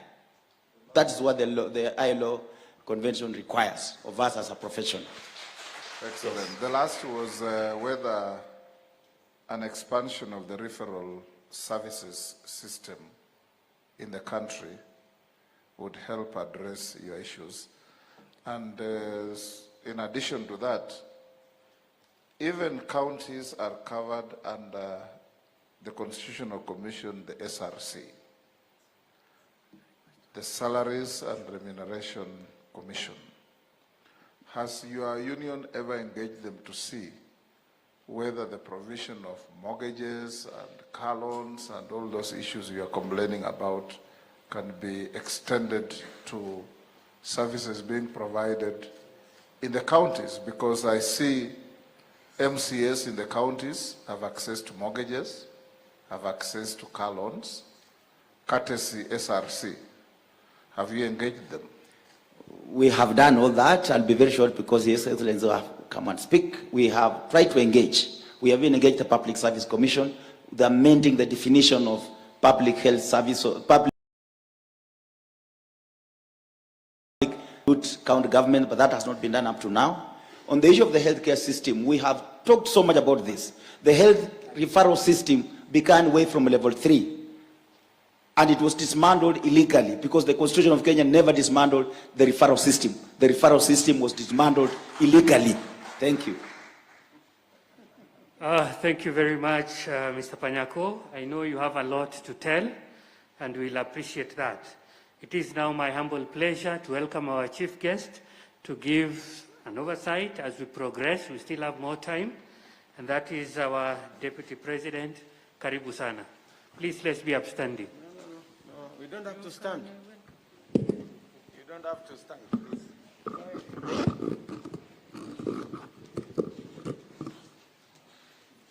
Why are you harassing people? We are all doing fine. Until you brought the standing up thing. So, listening to the people who have already spoken, we are actually having a conversation of our lifetime. I think David may have underestimated what he said earlier about the importance of this conversation. I see the passion in everybody and in what they are saying. And it goes to confirm that this is one conversation that is a must-have. And this is one subject that must be, will be a must-do. Listening so far, and I'm going to give way to another 3 or so presenters. As I said earlier, and now it has been confirmed by what the speakers have said, is we finally must get it right at the dispensary. We must get it right at the health center. And we must get it right at the bottom of the pyramid. The crisis we have today in our referral facilities is because there is a shortage of health professionals at the dispensary. There is no drugs at the dispensary.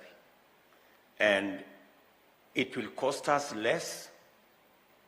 It will make it that much more accessible if we made it available at the bottom of the pyramid. And that seems to be what you as professionals are telling us. The second item that I am picking from here is a health management system,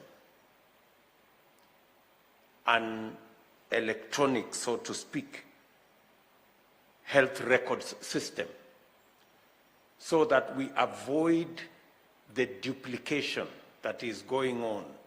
You go to a facility, go to MRI.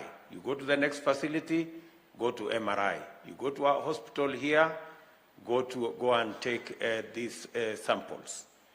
We can reduce significantly the cost of deploying our health by making sure that health records are available. We just need a mechanism, and it is not rocket science because it's done by other countries, of making sure that there is health records confidentiality. Outside that, there is absolutely no reason why we must not have electronic health records that are portable, that when you go to a health facility in Korogosho, and tomorrow you go, or next week or next month, you feel sick and you go to a health facility in Nakuru, the doctor or the health professional in Nakuru should know what you are diagnosed with, the kind of treatment you were given, and then begin from there to figure out what can happen next. That way, we can bring down the cost of delivery of our health programs.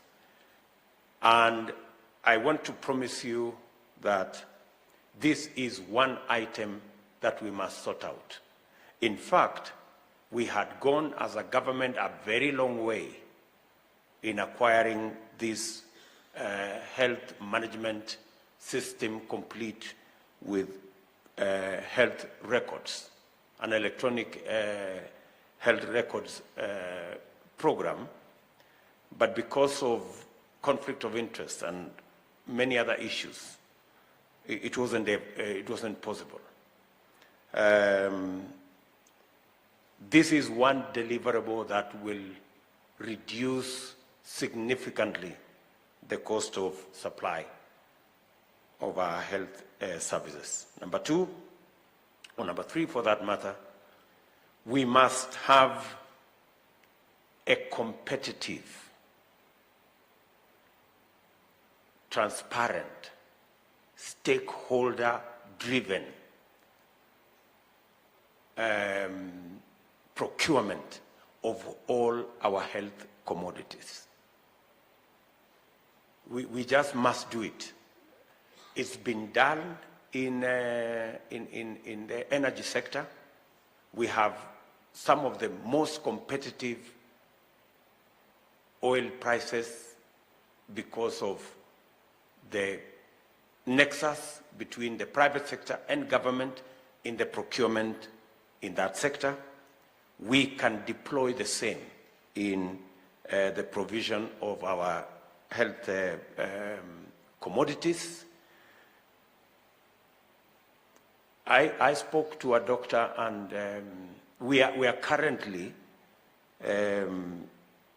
buying health fluids, the drips we have, and which is 95% water. So we are basically importing water from other countries, and we are paying for it. I think it's time we went down the road and make sure that we scale up our manufacturing locally. The reason why, and it must be deliberate, manufacturing locally of pharmaceutical commodities must be informed by our desire to create local jobs. And it must be possible for us to produce many of these facilities locally. I told you earlier, I don't know whether it's by coincidence, I was speaking to one gentleman yesterday who produces medical supplies, medical commodities. I will not mention which ones because I don't want them targeted. And he told me that he supplies everywhere else from Mombasa except to Kenya. He can supply his commodities, which are manufactured in Kenya, to all other facilities, including in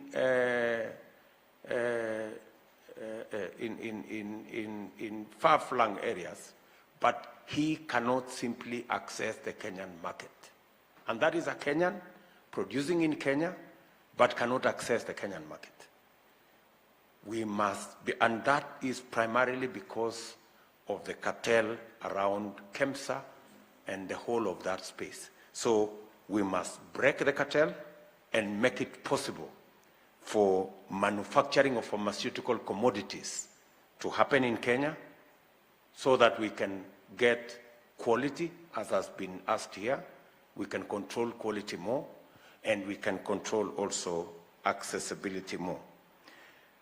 These are among the items that so far I have picked. We're still sitting here, all of us, and the remainder of the speakers, we would like them to focus. We've heard from our health practitioners the need to balance the success that we have achieved in devolving health to the counties, and I like it that even health professionals themselves admit that there's been some success and progress made, and we now need to balance that so that there is no tension between the doctor and the patient. We need to harmonize, we need to create harmony so that the patient has access to healthcare, but also the doctor is working in an environment, or the health professional is working in an environment that does not undermine their own progress and does not undermine their own well-being. So that is, I think, the balance we need to create. And I agree that health being a matter that keeps evolving, continuous training, continuous progression is necessary, and there must be a mechanism. I am aware, sitting in IBEC, that many counties are grappling with a doctor who wants to go for further studies and requires a scholarship, and the county saying, we can't allow you to go train more because we don't have the money to hire somebody else to do what you have been doing. So this is the tensions we need to resolve, and I am hopeful that by the end of this conversation, and having listened from across the country, we will finally come to a fair balance that will give us the thrust to move healthcare to the next level. I also want to say that the big subject of the requirement of the Constitution, that every health facility, wherever they are, whoever owned by, must provide emergency service. That constitutional provision must be met. And therefore, there is need, and we are going to have a conversation on how we are going to have an emergency fund that is going to take care of those incidences when they are provided. I think it's the only reasonable way of making a demand from every facility to provide emergency service, because then they know that somebody is going to pick up the bill. But if it is left to nobody, then it gets very difficult for facilities to provide emergency service, which could potentially save a lot of lives if they are attended to. So again, I think it is time in our journey as a nation to provide for a health emergency fund that will take care of those kind of incidences. Having said that, I think, my good brother, you have the floor.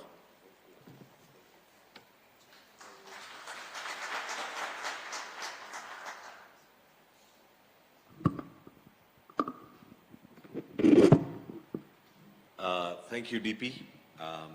Honorable William Ruto, and Honorable Mudavadi, Honorable Wetangula, and David D, and all the leadership of Kenya Kwanza. My name is Dr. Amit Thaka. I am the chair of Africa Health Business, the founder of Avenue Healthcare, and I'm also the current chair of the Kenya Health Professionals Oversight Authority, the first authority under the Ministry of Health to bring whatever good colleagues have mentioned about the health professions. This first authority hopefully will try and spur what you call harmony, like you said, DP, amongst the profession, which has achieved a lot. I want to share my experience having trained at the University of Nairobi with my internship at Kenyatta National Hospital, worked in the government system before I started my own company with 2 staff, Avenue Healthcare, which has now got, over 1,000 staff, and present in over 13 counties. My own personal experience in providing health services and systems. Of course, I have a bent to private sector, so I'm going to talk a little bit about that. But I want to be solution-oriented, and I want to share my experiences in 4 areas that I've seen Kenya Kwanza discuss this amazing discussion on health. So I want to first congratulate the Kenya Kwanza team. Let's give them a round of applause. I've been to many forums, including discussions indoors and boardroom. DP, this is a good one, and I hope you keep it going. And I don't think this is the end. I have heard from Timothy, I've heard from Simon, I've heard from Seth. There are many issues which cannot be really discussed in one day, but I hope it carries on.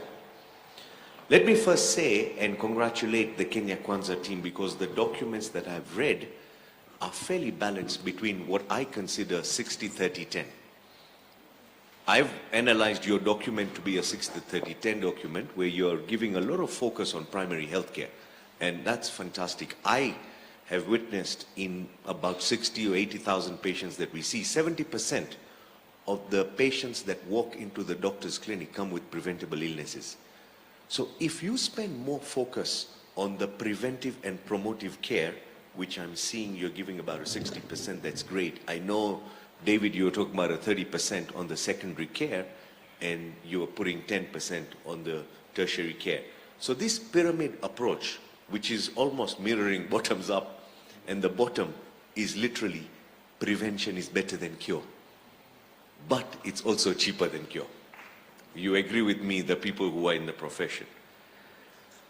I have the privilege of also working around Africa and moving in health systems to at least 15 or 18 other countries. I've set up hospitals in 5 other African countries. Kenya is at a very good advantage, DP. To be honest, let's also celebrate our success as Kenyans. Let's not always call everything doom. If you look at when I started, the life expectancy of Kenyans has gone up. The medicines and availability has gone up. The number of doctors and health professions have gone up. Awareness about maternal mortality and infant mortality have gone up. The number of CT scans have gone up. The number of ultrasounds have gone up. So I think we should first give ourselves a round of applause. I mean, for the work that we have done, but there is a journey to go ahead. This country is different from the other neighboring countries because it has 3 strong pillars of healthcare. And in the 100 days, DP, that you have, and all the systems that David and the team are putting together, let's make sure that you are the government of all the three systems, because these three pillars are important.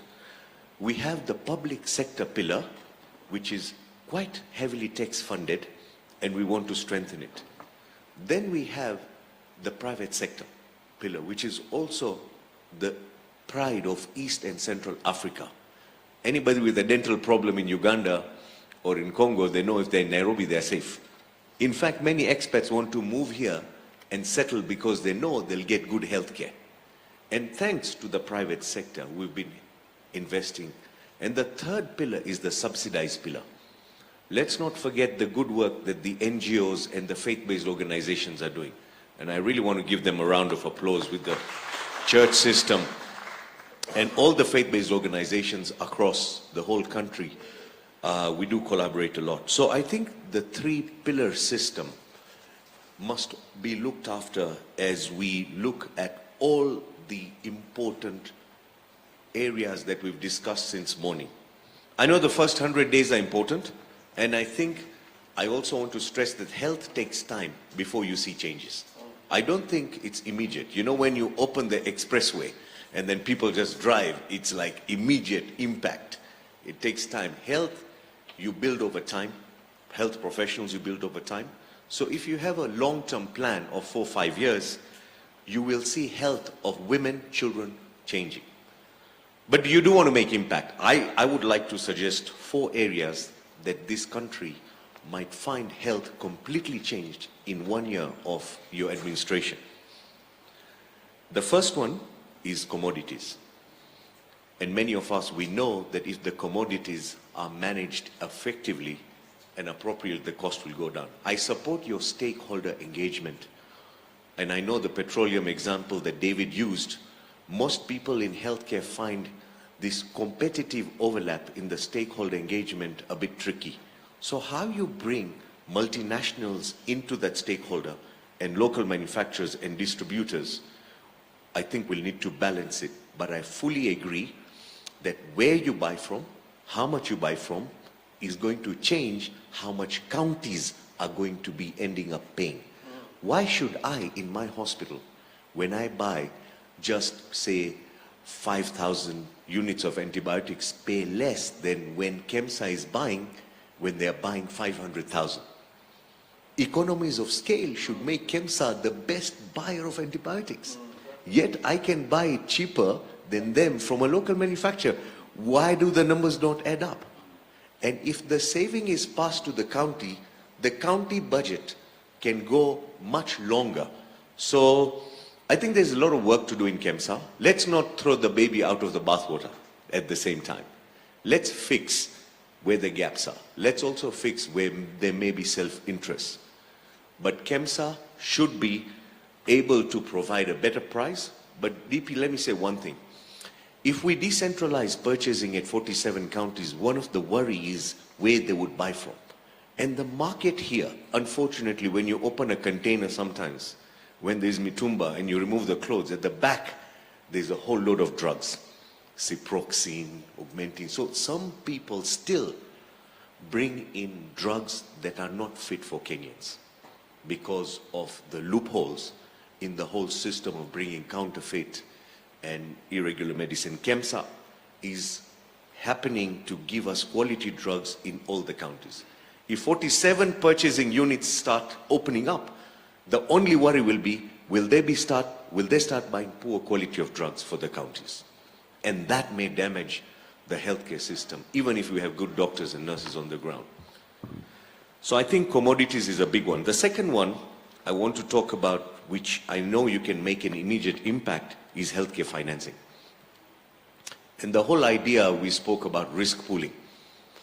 And there's been a lot of system, should we have A or B, or should we go for 1 or 2?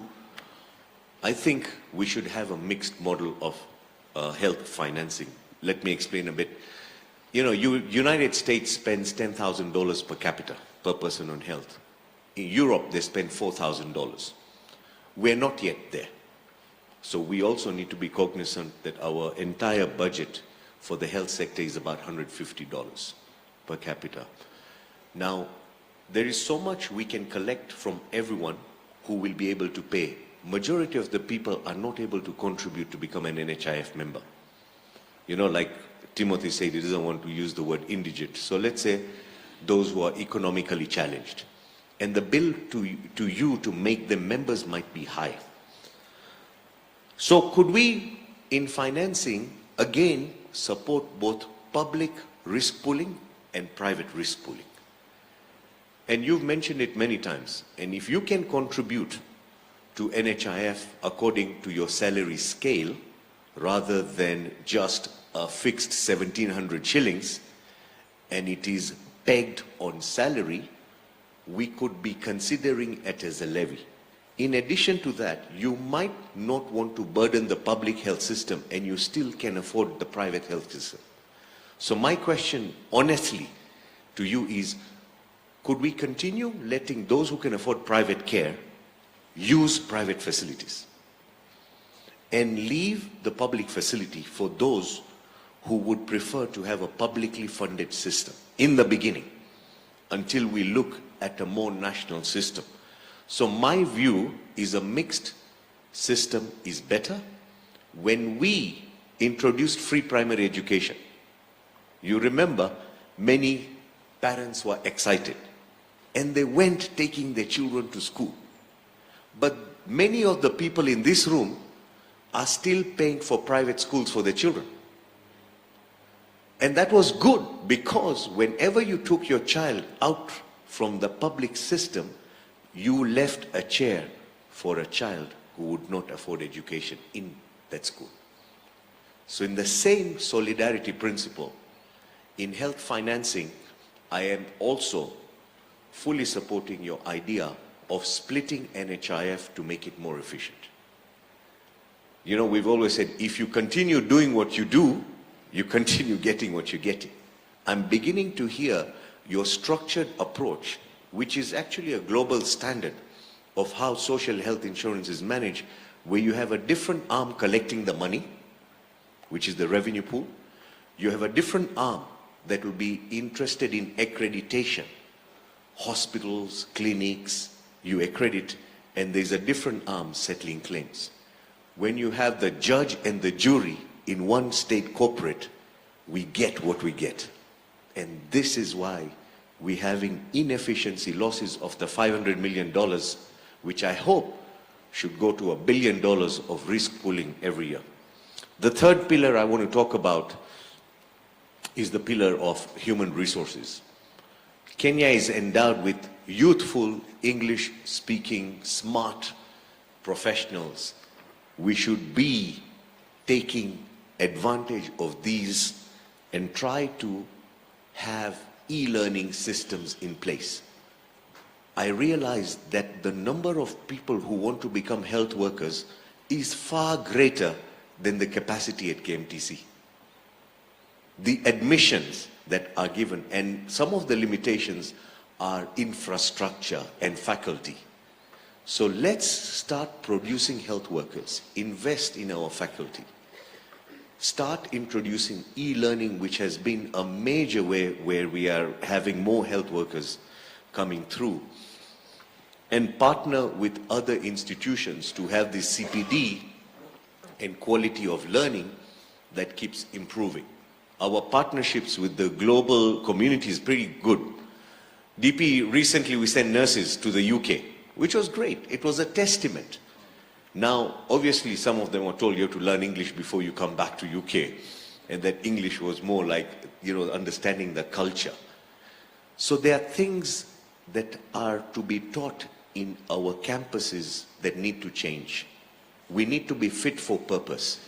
Our style and curriculum of yesterday is not fit for tomorrow. We need to understand technology. We need to move from stethoscope to keyboard. We need to have collaboration and patient engagement.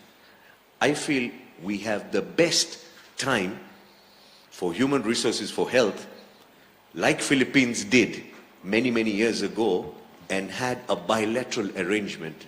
So that's going to be impactful. The fourth one, I think you touched about it, and I think the fourth pillar is digital. And I think you are also so passionate. You make sure you don't miss that point when you talk about it here. I think we should start exporting our telemedical services. Do you know, for many, many years, India had export compensation for pharmaceutical, and we got many packaged medicines coming in. And they've got the trade right, and they're doing it right. They've got that. But recently, they have started introducing digital health and telemedicine to be sold to the rest of the world. In my own office, I have received Apollo Hospital, I've received Manipal Hospital, and you know what they're coming to sell? They're saying, hey, you know what? Your digital films of X-rays, ultrasound, send it to us. We can report it 24 hours. I'm sure many of the health professionals here know what I'm talking about. If they have started doing this, let's beat them to the game. We go to Congo, right? We go to Ethiopia. Let's get the licensing right, and we start selling digital health services, not only for export, but it'll also help us with the electronic medical records that you've been talking about. Once we get the backbone or the architecture of our digital services in place, I think everything else will follow.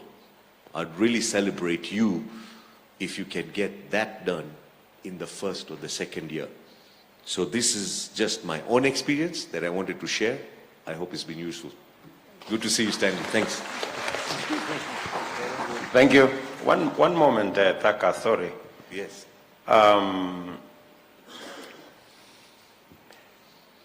Let me go to healthcare financing. Yes. Because that's really the elephant, you know, in terms of where we are today with NHIF, the public deployment of resources, private health insurance, and the whole of that scale. As has been said here, last year we spent in total public, out-of-pocket insurance, close to 550 billion on health. Now, when you say we need a mixed system, you say those who can afford private insurance should continue, should be allowed. Yes. And then the people in NHIF should go to public hospitals. Isn't it possible to make it seamless and continuous? Isn't it possible for us, for example, to say, if you are on a private insurance of 80,000 a year, yeah, it's possible for that private provider to cede whatever it is, 20,000 yes, of the 80,000 yes, to NHIF. Agreed. To provide the base. Yes. And then the next levels of engagement, as you climb up the ladder of health provision, then the insurance can pick it up from there. So that we do not have two sets. We have one set, but it is continuous, seamless, but structured. I see. Don't you think it's a good suggestion. Let me give you a collaborative proposal. Let's say I'm paying 80,000 for private insurance and I give a levy of 20,000. I want to just use your same argument. Or let's say I call it the fee. And we have, say, 3 million people in private insurance here. And if we divide it by 47 counties, that amount of money that we could get from them as a levy could help 47 counties sponsor the people who are not members of NHIF. So, you know, what I wanted to think of, I don't know the exact numbers, but something that I want to speak with David. If we got enough money for the people who can afford, in a county there are two types of people. There are types of people who are employed and are members of current NHIF, sorted out. But DP, there are many people who are not members of NHIF. To me, that's your priority. A country will be judged by the people, by the system that looks after the vulnerable. How do we get the people who are not members of NHIF to be covered or to get care? And the dual system I was thinking of was, you were saying let the basic be the standard and then let it be a continuous system. That's one approach. The second approach is let it be separate systems, both public and private. I also want NHIF members to go to private. Let them choose. In fact, let them vote with their feet. That way the public sector will become better. But let the private sector pay a certain fee that will help many of the people who are not members of NHIF to get a fund. 47 counties. I'm trying to figure that out. And so we have more people who are covered and are catered for into the system. And those who are not members will end up going for primary health care anyway, which is tax-funded system. If you make our clinics fantastic, like you said, dispensaries, so there's no lack of doctors, where you are looking at health centers, believe me, you will put pressure on the private sector. Because as government pulls up its socks, we have to pull up our socks. And the whole system will go up. Sorry. Okay, maybe so that I can give it to David. I would not, Thaka, I would not go for the people who are paying private. I would not want them to pay a fee to NHIF to take care of indigents. No. Okay. Because we do not want to burden people unnecessarily. The public sector provides the base, and the base is available for everybody, right?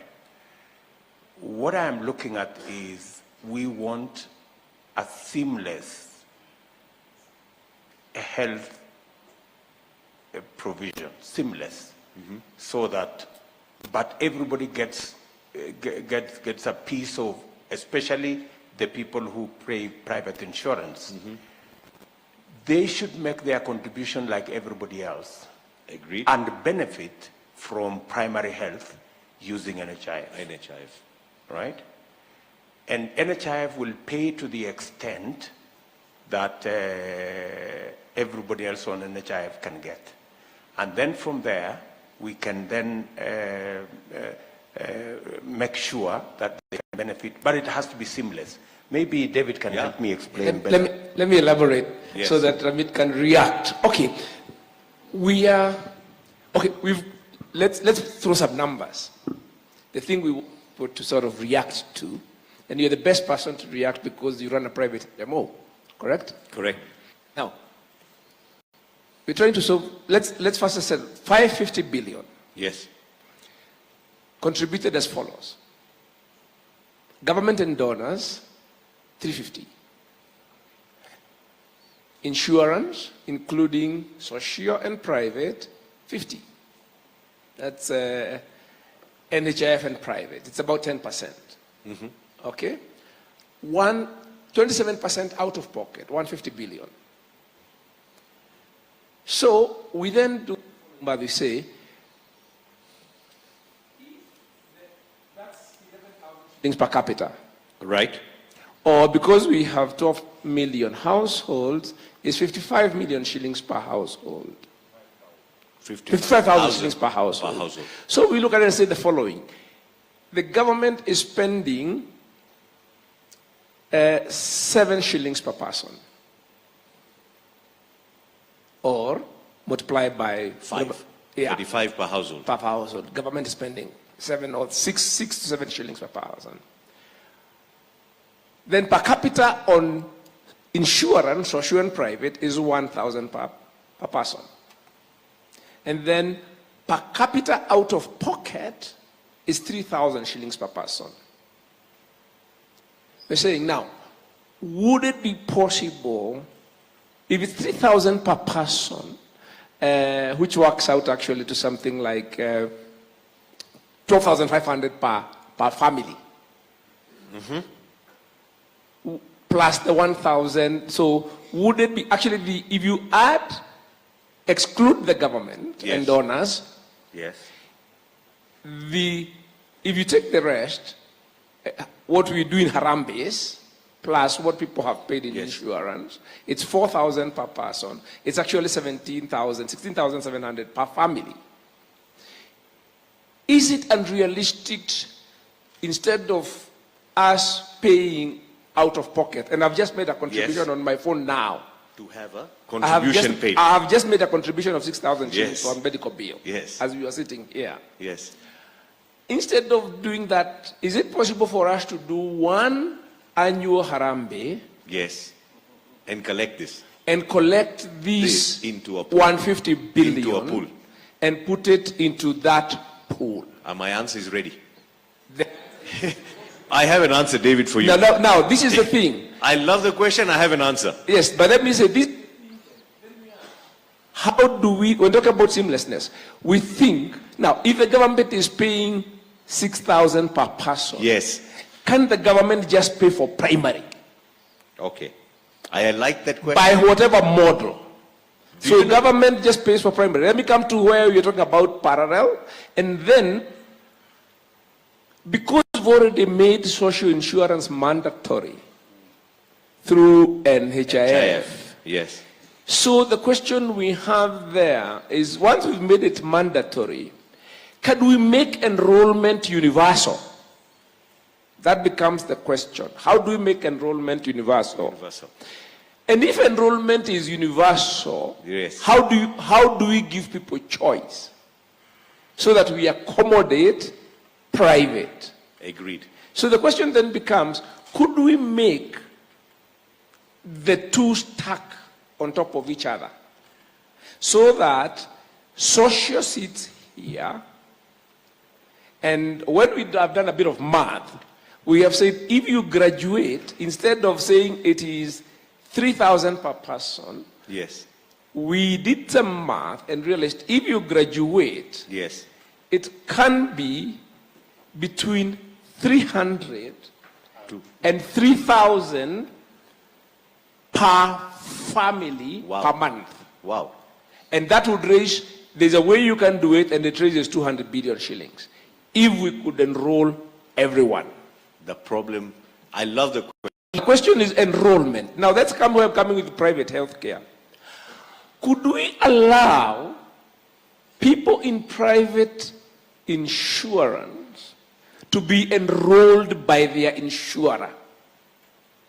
Yes. So that instead of you paying twice, when you talk about seamless, yes, instead of you paying twice, can your insurer enroll you in the social for the tariff that you should pay at your income? Okay, so that it becomes a collector. Agreed. And then, when your insurer covers you, so that somebody, the person you've covered, they have been enrolled for, their family is entitled to 20,000. They're enrolled for 20,000, and they are entitled to 50,000 shillings worth of service, or 100,000 shillings. Yes. But your insurance Yes. is for 80,000, and it entitles them to 400,000. Yes. System where you enroll them. Yes. And then once their claim comes, you recover what they are entitled from the social, and you pay the balance yourself. Agreed. Yeah. That's what you're calling seamless. I like Is that something that we could work towards? Yes. I think it's workable, because even in the private insurance, there are ideas of co-payments and capped payments. So you are saying you are capping. So the first risk is taken by the basic cover. Enough. And then anybody else who takes a risk above a certain amount, the private insurance kicks in. So it is seamless. But let me do a survey for you, David. Just here. In this room, we have many people. My view about all we are talking about is trust. It's trust. I think Kenyans are finding the issue of prepaying. There's a lack of trust. We have to build trust. Let me see by show of hands, how many of us trust paying NHIF? You trust your money is safe. How many of you don't trust NHIF? Have a look. DP, have a look. See these numbers. This, if you go to the ground, people don't have an issue of becoming prepaid, the 27% you were talking about, David, and how you can make it between 200 and 3,000. The issue is when I give my money to a state, which is taking a fixed fee, when it comes to give me benefits, will they give me? So we have to improve awareness. I'll be honest. Let me intervene and ask the following question. Can we take the social insurance away from the state?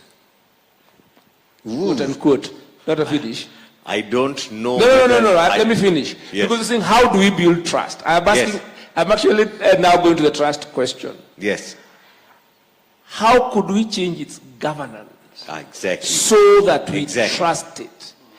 If we did the unbundling and put the fund somewhere else, that's what you are could planning we to put the fund in a place where we are sure it is safe? For example, the way we do it with pension funds. I manage a fund an asset management company. Yes. With all these Chinese walls. Correct. And we have CMA on our case every day.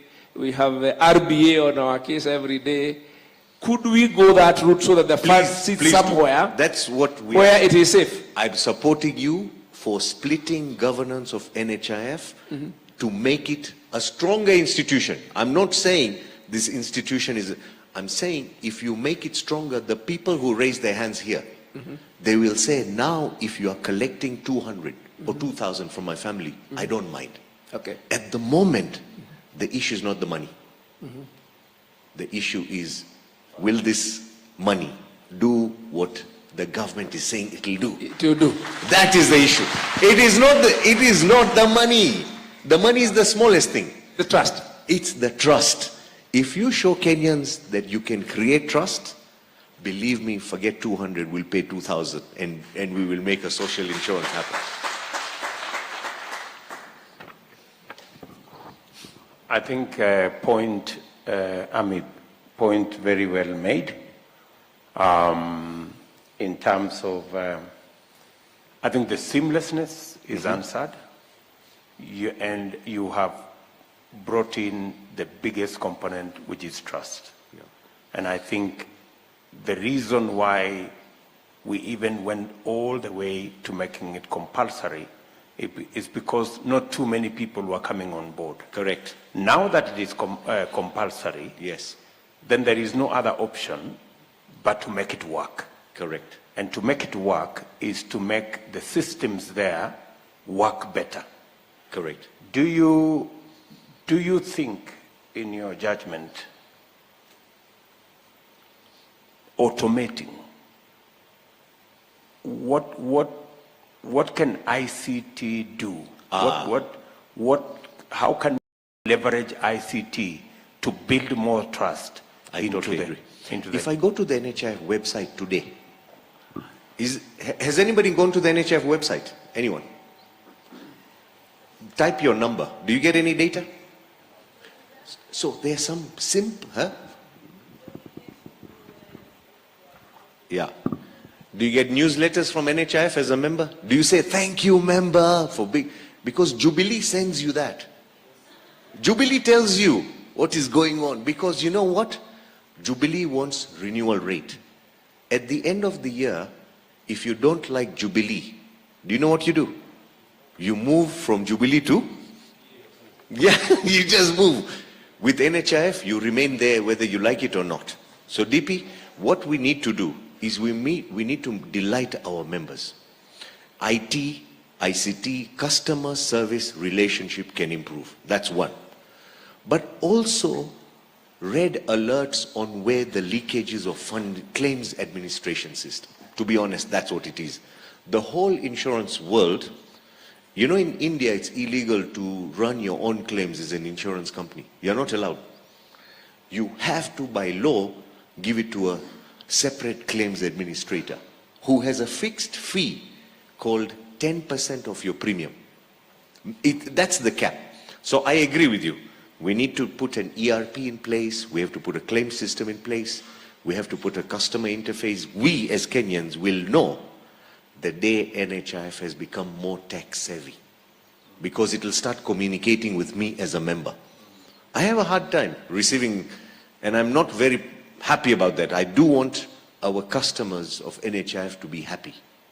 And let's make them happy by giving them what they want. Thank you very much, Amit Thaka, for your insights. May I just one moment? Yes. One final one, just as an observation. Mr. Thaka, one of the issues about trust simply boils down to an experience of NHIF and indeed even the pension body. Yes. The welfare body, NSSF. NSSF. The investment, the losses that have gone from previous investments. Do you want to say anything around? Yeah, they should not buy hospitals. They should not put up too many buildings. They should not put money in a bank that was going bust. But I agree with you. If the investment committee in NHIF and NSSF are aligned, then they should use the money, which is our money, in the best way for it to reduce catastrophic expenses and help those who are in dire need to pay them beyond the benefits. If someone has a cancer, so I'd love to see the CSR of NHIF with additional funds to help Kenyans in health distress. So my question is, I don't have an answer, but whenever I read the news and what we've seen in the past, the investments haven't been the best.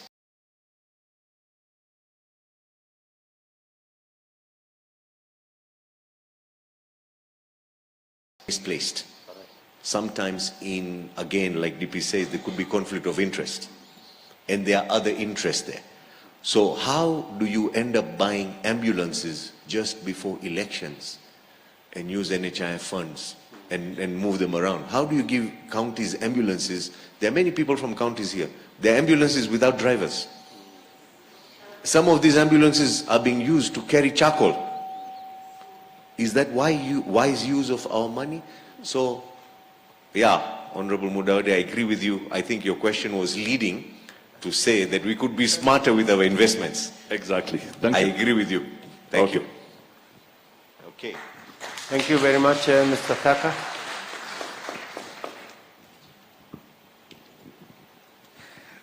Thank you very much, Dr. Amin. I will now invite Mr. Tony Kirwa, a representative of referral hospitals. Karibu.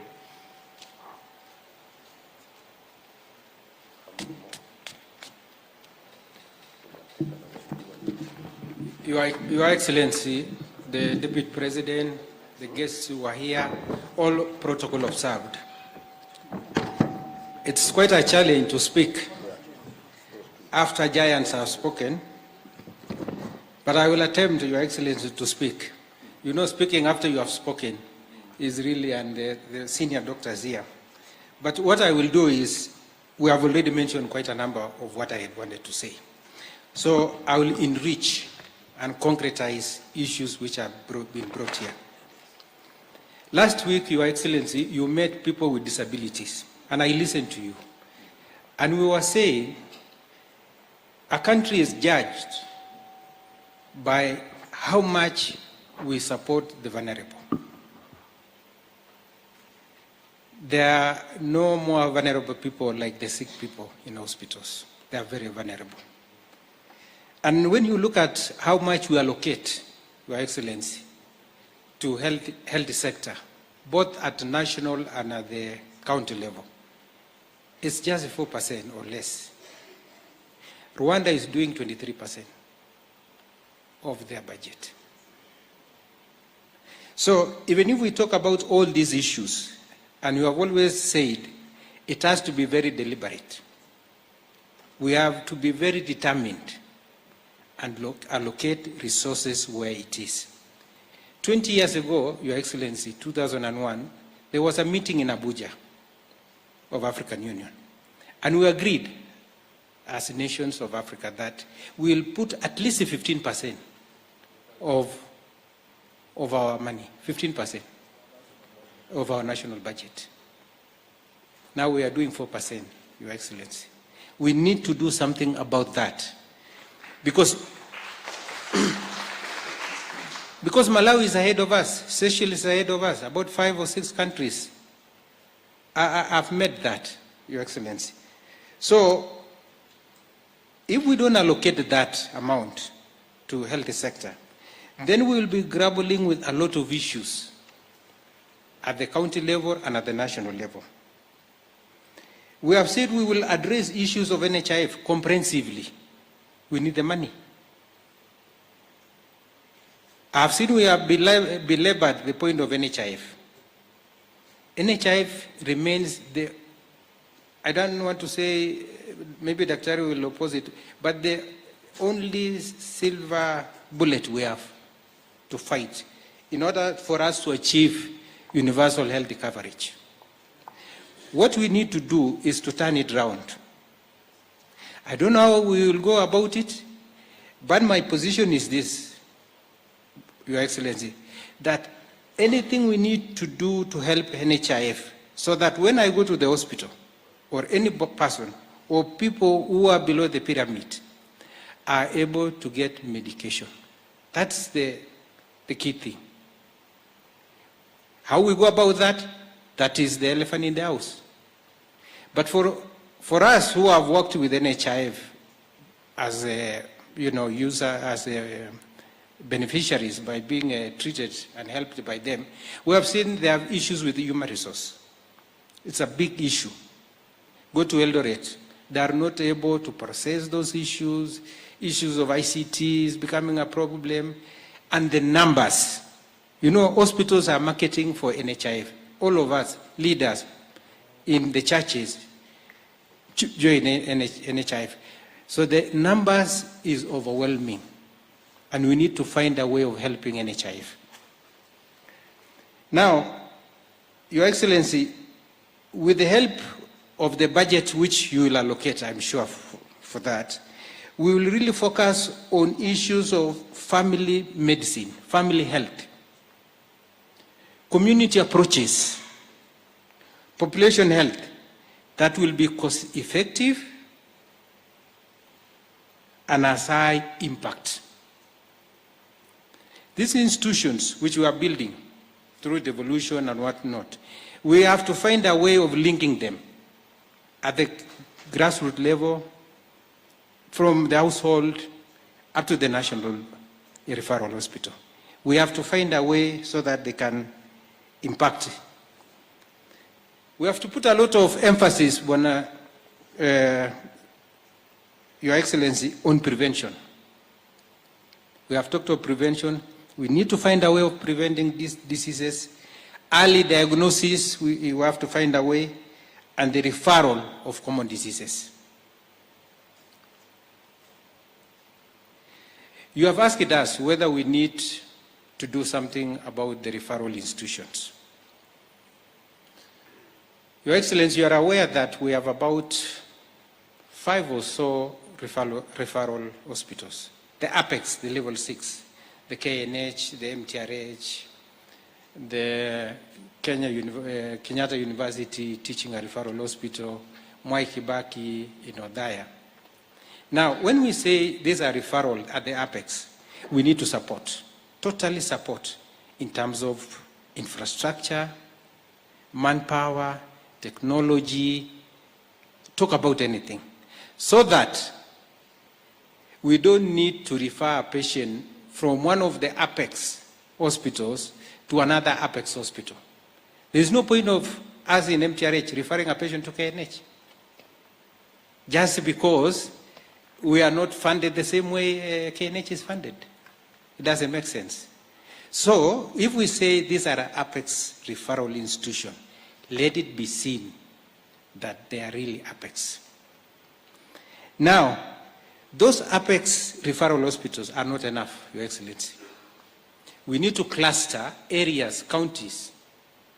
And we are proposing in this meeting, Your Excellency, that in Garissa, we should have a referral hospital of the level of KNH. In Embu, we should have one. In Machakos, we should have another one. In Mombasa, we should have another one.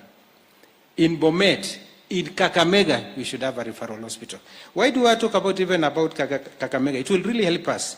MTRH takes care of 22 counties. It's half of the entire country, from Nakuru all the way to Busia. We are seeing, Your Excellency, 1,500.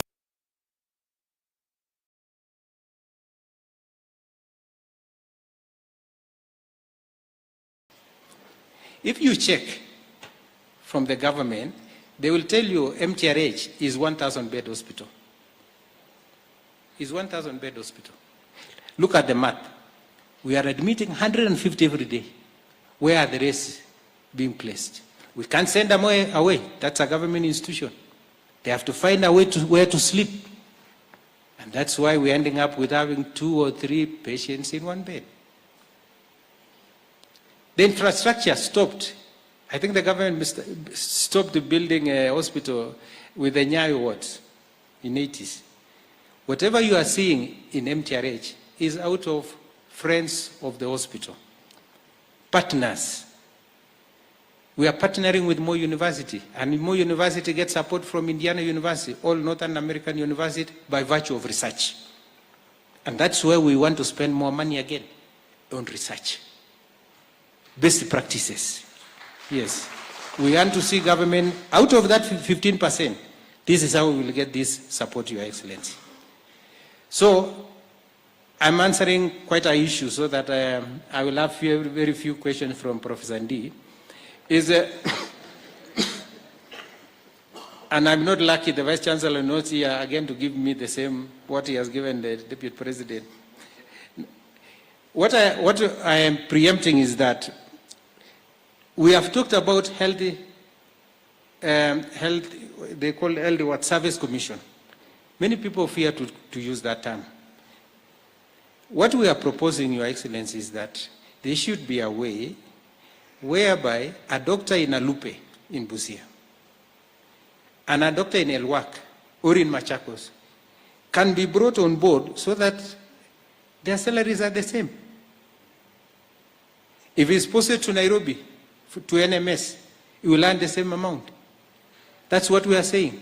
Let us structure it so that elder workers can find a way their welfare is catered for wherever they are. So this urge to go to Nairobi will not be there. Because I'm earning the same salary like someone who is in Nairobi if I'm in Alupe. But as long as someone in Alupe, a doctor in Alupe, earns very little money compared to a doctor in Nakuru, then there is that discrepancy and becomes a big issue. We need to address that issue. Now, we have talked about doctors and health workers going on strike. In MTRH, we have found a way. And we hope other institutions can follow it. For the last 5 or so years, we have never had any industrial unrest in MTRH. And Mr. Shet Panyako is here, he can witness. And he knows the secret, what we employed. Can I say the secret? We talk with the unions. We don't fear to talk to the unions because they also mean well. We even remind them about their CBS that it's due for you to renegotiate for your CBS. They don't need to go on strike on that. They don't need to do that. We have also brought them on board. Any decision made in the hospital, we involve all the unions. They are major stakeholders. Yes, and this is what we need to, populate along the way. We talk with them, we have put them in national NHIF committees, in every meeting of the board, they are also represented there, and we have so many, we have worked harmoniously with the unions, and that can also be replicated elsewhere. Your Excellency, as I wind up, I want to say that we need to put more emphasis also on family medicine.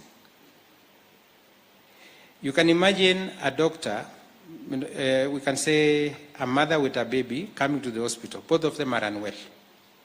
And they see Dr. Duale at his clinic. So, Dr. Duale, being a family medicine doctor, he can even sort out the mother and sort out the baby. This is where we want to go. As we are emphasizing on multi-specialties all along, we should not focus that these communities we come from are resource-strained. If you can walk into a hospital where you can be seen by even one doctor without going to be seen by another subspecialist and another one, that's a lot of money. In conclusion, we want to say this, Your Excellency, as people have talked and given some examples. And there is one example I believe you need to hear. It was very difficult some years to be helped by NHIF if you are a renal patient. If you are a patient with kidney issues, it was very difficult to be sorted out by NHIF. One, they forced you to be admitted to be given dialysis. So they loaded the beds in the hospital. Then you could go in the morning and get dialysis, but they say, we'll treat you as an inpatient. That means sleeping in the hospital. And even after sleeping in the hospital, they say we are not able to clear the entire bill. We'll pay 5,000 shillings, 3,000 on top of that you have to pay yourself. People used to come with consumables, 5 liters of liquid to be used in the machine. And after you have been dialyzed, you go back with your 5-liter container. That's what reminds you are coming from dialysis. Hospital lobbied NHIF for so long. NHIF later on accepted to do dialysis without necessarily forcing you to sleep in the hospital. But they say we are not going to do the kidney transplant. It's very expensive.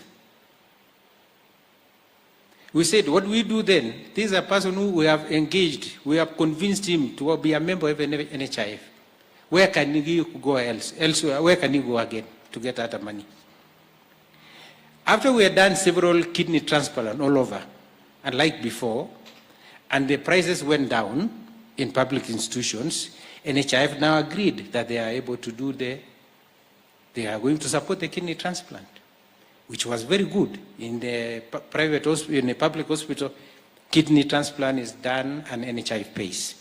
Now, the biggest issue now, Your Excellency, is NHIF does not pay for your medication, which is lifetime. Although your kidney was, found to be compatible with the other one, blah, blah, blah, the body still continuously rejects the kidney as a foreign body. So you need to take drugs every now and then. And you know how much it is, that, Your Excellency? 40,000 shillings every month. So you need to have about 500,000 to have those drugs for 1 year, for example. Now, because you are not able to foot that bill of 40,000 every month of drugs, what happens again? You relapse. You go back again for dialysis because NHIF pays. It will not refuse because it's covered. And the idea of getting kidney transplant was to get out of this dialysis, isn't it? Now, because you are going back again to dialysis, dialysis is a stopgap because you are supposed to go for another kidney transplant, which NHIF is willing to pay for you again. You finish, you replace the other kidney, you are given another one, but you are not paid for the drugs again. So we are finding these people again in the hospital, Your Excellency. It is a very sad story indeed. And that is one aspect of it. Thank you very much. Thank you very much, Tony. I quite sympathize with especially the last episode you have mentioned. And I think reason should finally prevail the way it has before. I think it's possible to change the mind of people when they get to understand the kind of strain that you're going through. I confirm, because I have been to MTRH myself, that you sometimes find 2-3 people on the same bed and possibly another 2-3 on the floor. And it's not quite it's quite a sight many of us cannot take. But I want to ask about your experience. We tried working with counties to create facilities that are almost at the level of a referral hospital in many more hospitals around the country. Like, for example, we did, I think, 60 hospitals with ICU facility. We did other hospitals with radiology facilities. We did other hospitals with renal unit facilities. Have you experienced any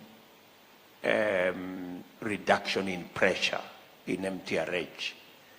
Because we now have, in the 22 counties you cover, majority of them benefited from the MES, what was called MES,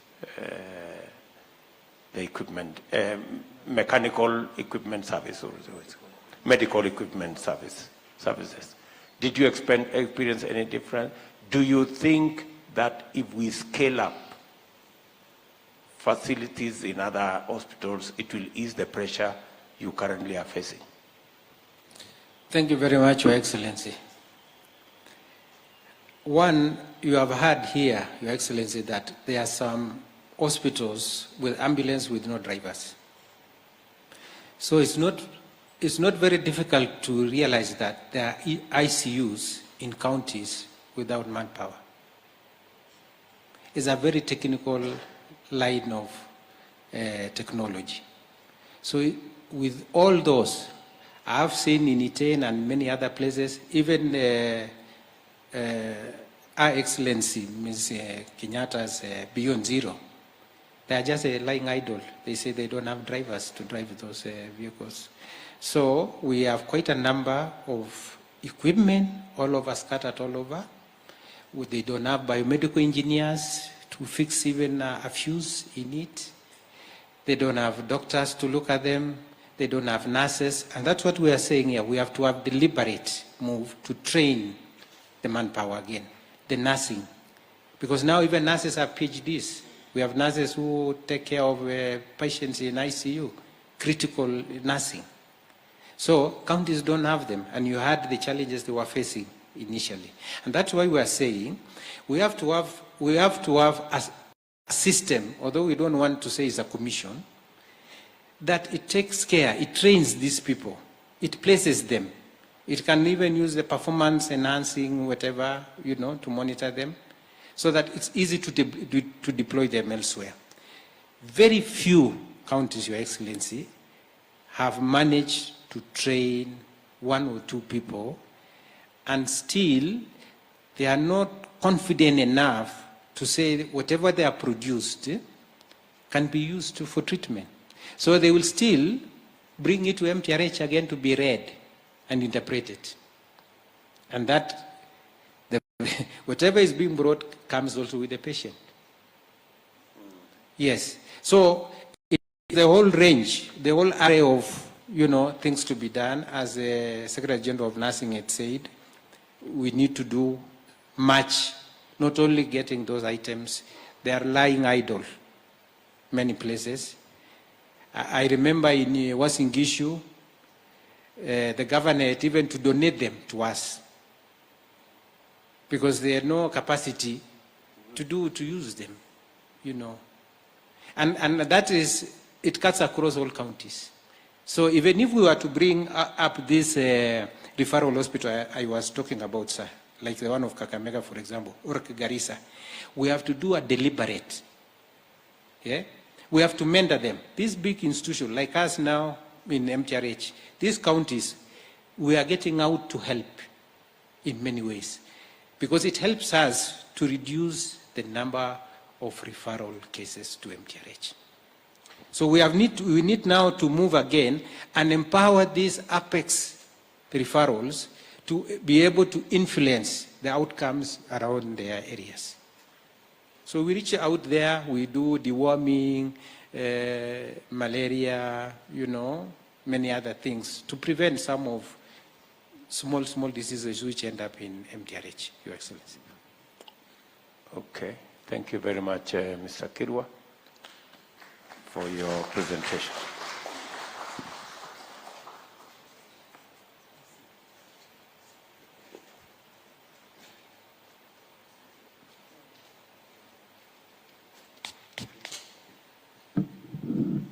I will now invite Dr. Machogu from Pharmaceutical Society of Kenya. Okay. Your Excellency, the Deputy President of Kenya, other leaders, colleagues, good evening, good afternoon. Yeah, I'm really happy to be here to speak directly to His Excellency. And Dr. Cohen, please just come hand out I've been told to just speak for 3 minutes, so I'll just keep it short and I'll give my presentation to you formally, because my members have elected me and sent me with this information. Okay. You have mentioned KEMSA, I have to speak about KEMSA. And I'm not just here because my MP is a gubernatorial candidate for KISII County on Kenya Kwanza ticket, His Excellency Machogu. I'm also here because I lead the pharmaceutical industry. I've been there for 17 years. I first started working in Maralal District Hospital, where I was a district pharmacist. And Dr. Cohen here is one of my members. Someone said we need to send healthcare workers to Parliament. He was running in Isuka West under ANC. Isuka, yes. A handshake happened and he was leading. He won popular vote, but he didn't get the ticket. So, Bwana Deputy Party Leader, tafadhali mpatie nomination at that level. So I will speak on 3 things. The fourth one is NHIF. I'll leave that because today NHIF, 92% of the money they've collected or due to collect this year has already been spent. ICT will help. Yeah, will help cover fraud, and also it will improve efficiencies. I will not talk much into that. I'll talk about leadership, governance, policy, and legislative agenda as my first point. There you have institutions like Pharmacy and Poisons Board, National Quality Lab.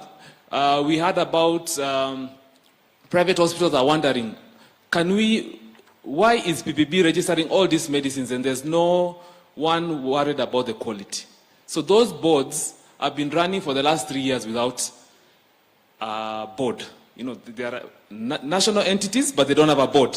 They've been running without a board. Yeah? So governance-wise, for the last 3 years, going to the 4th. So within the first 100 days, if you can get those boards in place, inaugurated, done deal, Kenyans can be comfortable that the medicine being registered is of quality. KEMSA. Now, KEMSA is the largest pharmacy in this country. The second largest is Meds. Meds deals with the faith-based. Very efficient. No one worries when they buy medicines from Meds. No one worries when they supply Meds whether they'll get quality. Yeah, whether they'll get paid. Yeah? It's a done deal. Yeah? So if we can have governance at KEMSA, already there's reforms happening there. We have no problems with the reforms. But honorable former party,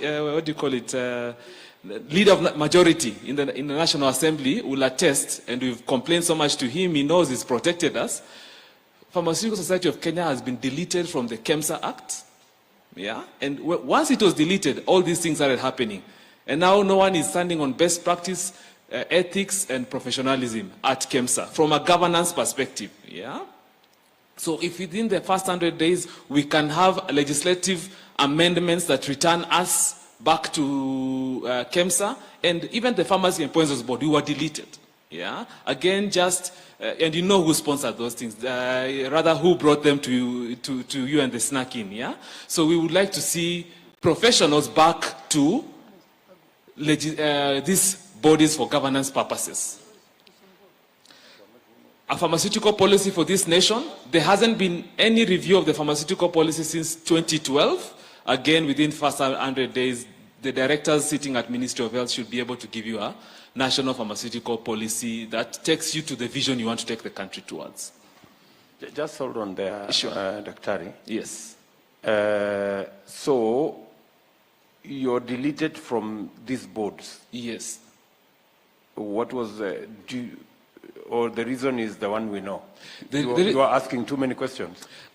No, you're not asking too many questions. Actually, the reason is the one that is known. When you don't have professional oversight on the boards, decisions get made like buying short expiry medicines, medicines that are not required. I used to be a district pharmacist in Samburu, KEMSA. In 2006, 7, 8, I was the district pharmacist in Samburu.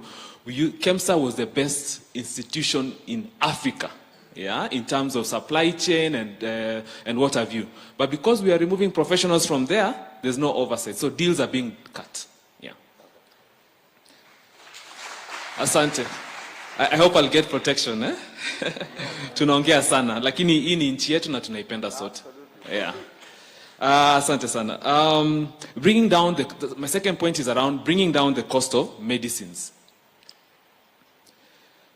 Of course, I have heard you talk about local pharmaceutical manufacturing. What you may not know, Bwana Deputy President, is that we import 75% of the medicines coming into this country. That's one. And even those ones imported, costs are laden from taxes. Yeah. So if I need to retain my medicines, the Pharmacy and Poisons Board has to, because it's not funded by the Exchequer. Yeah, one of the things that you need to do maybe in the first 100 days also is review. Should Pharmacy and Poisons Board be funded by the Exchequer so that it stops levying fees that even increase the cost of imported medicine.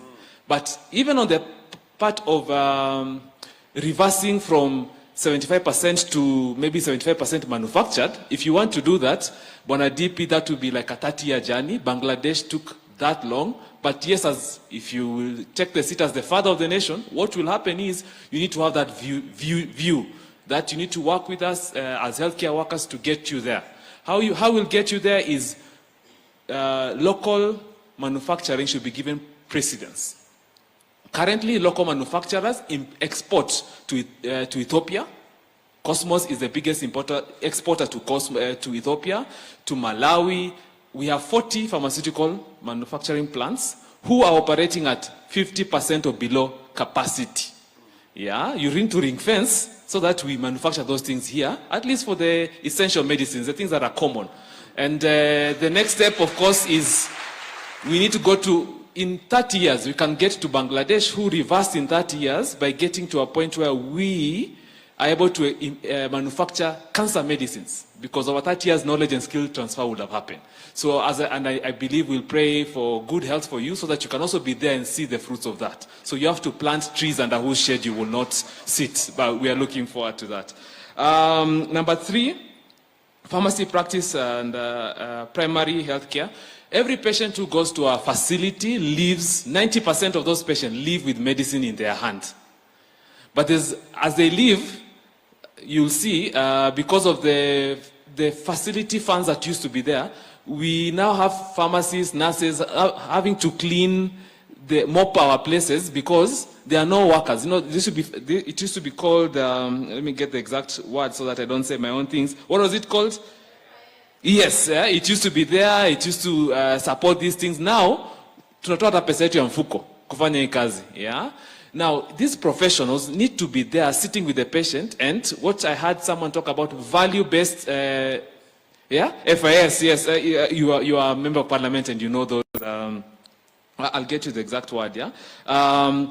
Because those funds are not there now, yeah, we have to do these things ourselves as healthcare workers. So we like to get, yes, sorry? Oh, we have to, for example, we have to get healthcare workers to do work like mopping the floors, because we can't hire even subordinates, you know, at that level, yeah? Again, for each facility used to sustain itself from the money it makes from its collection.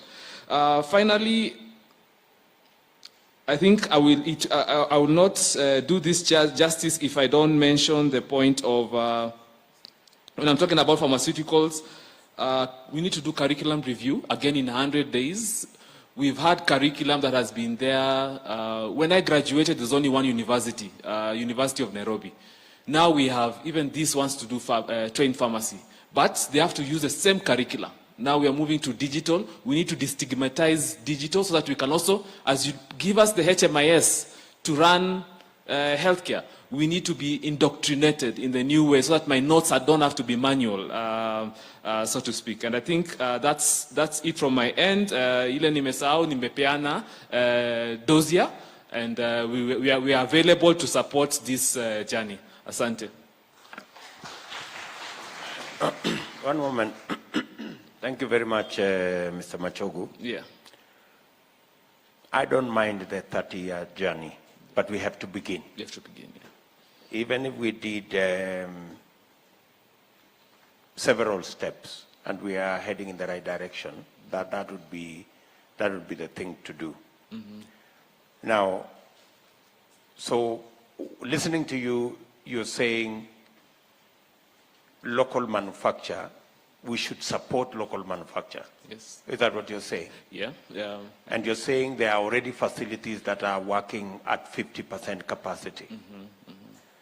And you're saying that we can ring fence the essential medicine lists essential to be medicine, manufactured by local the ones that we know, yeah, we will certainly need procure, them. exactly. We'll suddenly yeah. procure. The 80% that will always be in need of. And that's about 80%. Yes, yes. Of the essential medicines, there are 80% of those medicines, we even have capacity to manufacture them. Yes. The issue might be that because we have to import the active ingredients, the cost might be a bit more, but with the incentives that we get to pass that cost back to you as citizens, and also we get to keep the dollars here, yeah, to create more jobs and even build our capacity, because that's how Bangladesh did. Today they manufacture cancer medicines, which we can't today, but 30 years later we can, because we allowed ourselves to build our local industry. Yeah, increase that 50% annual capacity, utilize it fully. Yes. Yeah. So, and yeah, that's what you're saying. You're saying our first port of call is to use the 50% capacity we already have. Yes. That is not being utilized. Yes. And we can also target immediately essential drugs. Yes. Yeah. That's what you're saying. Low-hanging fruit, essential pharmacy, paracetamol, flagyl, all these medicines are already, some antibiotics. We have entities, hypertensive medication. Correct. Today, Cosmos manufactures hypertensive medication, Rigol. Can we buy that entire consumption of the entire 100% capacity? Yes. That's what I'm saying. Yeah. Wonderful. Yeah. It's not being done today. That's a very good by that 100%. Tafadhali makofi ya hiyo ikifanyika hiyo, we retain today, we have to look for places to buy dollars because we have to import 75% of these medicines. Why? Just because it's cheaper? Can it also, once we buy that intentional medicine list, we'll make it cheaper. We'll make it cheaper. Yeah. Leader of majority. Maybe two questions. One, one of the reasons why they removed you when I asked government was that you are also part of conflict of interest. Okay. Mm-hmm. Yeah? Mm-hmm. Because big companies who are tendering, putting tenders for KEMSA, you guys had a role, they were your buddies. Mm-hmm. So even government was saying, by you sitting in the board, you are influencing. Mm-hmm. On the flip side, you're also asking too many questions from the cartels of government. Mm. Okay, so both of you, in one way or the other, had crime. So what do you say to that? But secondly, there's also an outcry that it takes very long, even 2-3 years, for certain people to register drugs to the poison board. Mm-hmm. That the bureaucracy and the corruption in the poison board is so huge that a lot of international companies give up and they go to our neighboring countries. Is that the case? Today here, so I'll start with the second question about the Pharmacy and Poisons Board. Like I said, it's just a matter of governance, and I think it's been said earlier by Dr. Oluwen. The matter of, are there KPIs, to ensure that these medicines that are being registered, who is complaining that their medicines are not being registered? And does that does the president, for example, know? Or as the contract is being renewed for these leaders at the Pharmacy and Poisons Board, yeah, are these questions being put into task? Yeah? And some of the questions we used to bring to you to ask them in the parliament, yeah? Why is this happening? Why is this taking long? And of course, it's what has gotten us into trouble. Yeah? As Pharmaceutical Society of Kenya, we are a professional body. Actually, we have a bill in that's meant to come into Parliament that's meant to make us like LSK, just a self-regulation body. We do ethics, we have, so the things you're talking about conflict of interest, that should not come into the case because we go there to ask questions on best practice, public interest, and professionalism. Ethics as well, because you want to be able to, that medicine that you're importing, because even when I'm not there as a pharmacist at the Pharmacy and Poisons Board or KEMSA, I'm the one who will be sitting here outside taking medicine in Maralal. I want to be sure. Today there are suppliers who sell medicine to KEMSA. Ukiwekea dawa yao kwa mwili like this, wanaweza kufa kwa sababu ya the shock. You give me my medicine? Yeah, because they're the ones who are supplying these places, but the quality is not ascertained. And QCL, National Quality Board, has never had a board in place for the last 3 years. Why is that? So that things can come in and go out without anyone questioning. So let's 100 days address that for us. This country will be on a good path. Thank you.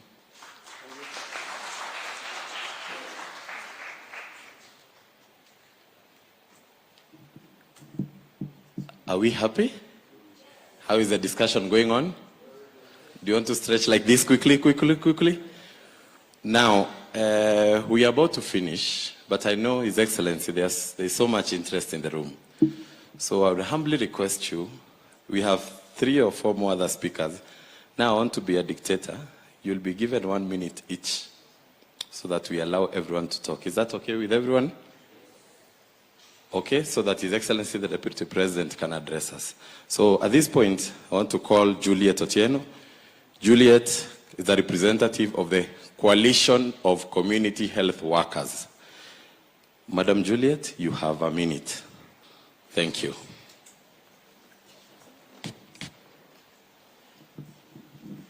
Good afternoon, Your Excellency. All guests, all present here, thank you very much. All present here, thank you very much.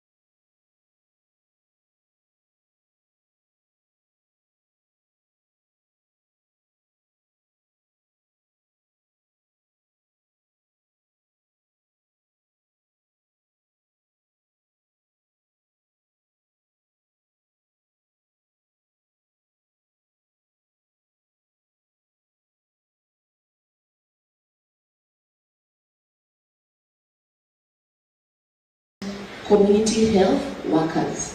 Now there's a reporting structure in each and every county level, but if I break it down to the specific work they're doing, they're decongesting the dispensaries and hospitals because some of the services they offer ideally would be offered in some of these other institutions. So we can indeed call them part of the workforce, but they're the unsung heroes. Nobody mentions them. If you look at the economic survey, the section on health, we get a clear picture of where we are in terms of coverage. But when it comes to community health workers, they don't feature there at all. Okay. Yes. So the position we have taken as Kenya Kwanza is that we are going to work with a county that will pay a stipend for these community health workers. We are going to match a shilling for a shilling. So every and counties, and we're going to make it a conditional grant. So counties that do not pay, then they don't get our contribution. We're trying just to encourage counties to make sure they take these community health workers on board. And then secondly, we are also making it an incentive that the people to be given first priority when hiring will be the people who have worked as community health workers. So again, looking at how we can see how we can progress these many Kenyans who are supporting us with matters health. Excellent. And I'll give you a little tip. There's a research that's been done. For every equivalent of 1 shilling invested in community health services, the return is about 9.4 shillings. Now, realistically, what that means is that we stop looking at community health work as funding, as money that's being given. But let's look at it as an investment that's going to pay off. Because if we have a healthier population, we can definitely pursue wealth. If we have a healthier population, our children are getting the best in terms of education, our family members are getting the best in terms of productivity, everybody wins at the end of the day. So that would definitely be a good step to take. Yes.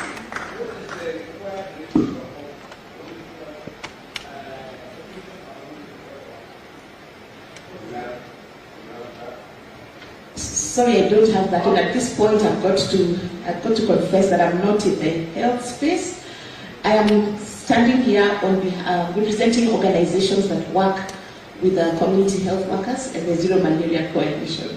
But I can get you that data kindly.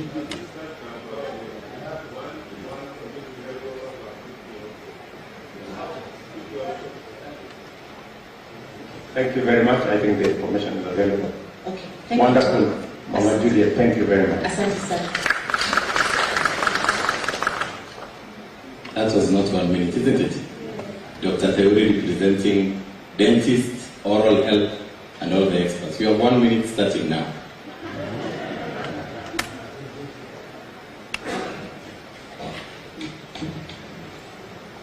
Good afternoon. The Deputy President and the Kenya Kwanza leaders who are here, all protocols observed. My name is Dr. Tim Theuri. I'm the President of Kenya Dental Association, representing all the dentists in the country. So mine would be to bring to you the figures that we have in terms of the oral health practitioners in the country. And that is since the first dentist was registered in the country, we've had 1,456 registered. For the 2022 year that we are currently in, we only have about 756 who've been licensed to practice.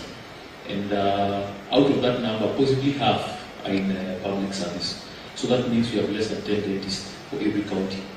An average of less than 10 dentists per county. Out of this number, 173 are specialists. So the numbers that we're having against the disease burden in the oral health space is very, very wanting.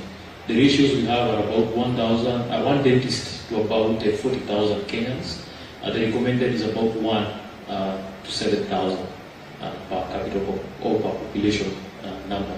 My problem here is how do we ensure we have a dentist for each of those ratios that we have given. And one of the ways is in training. The conversation that was given, that has happened before me, was that how do we train health workers? There's been a contention between county governments and the health workers and of course national government. And one of the ways we can improve on this is making it modular.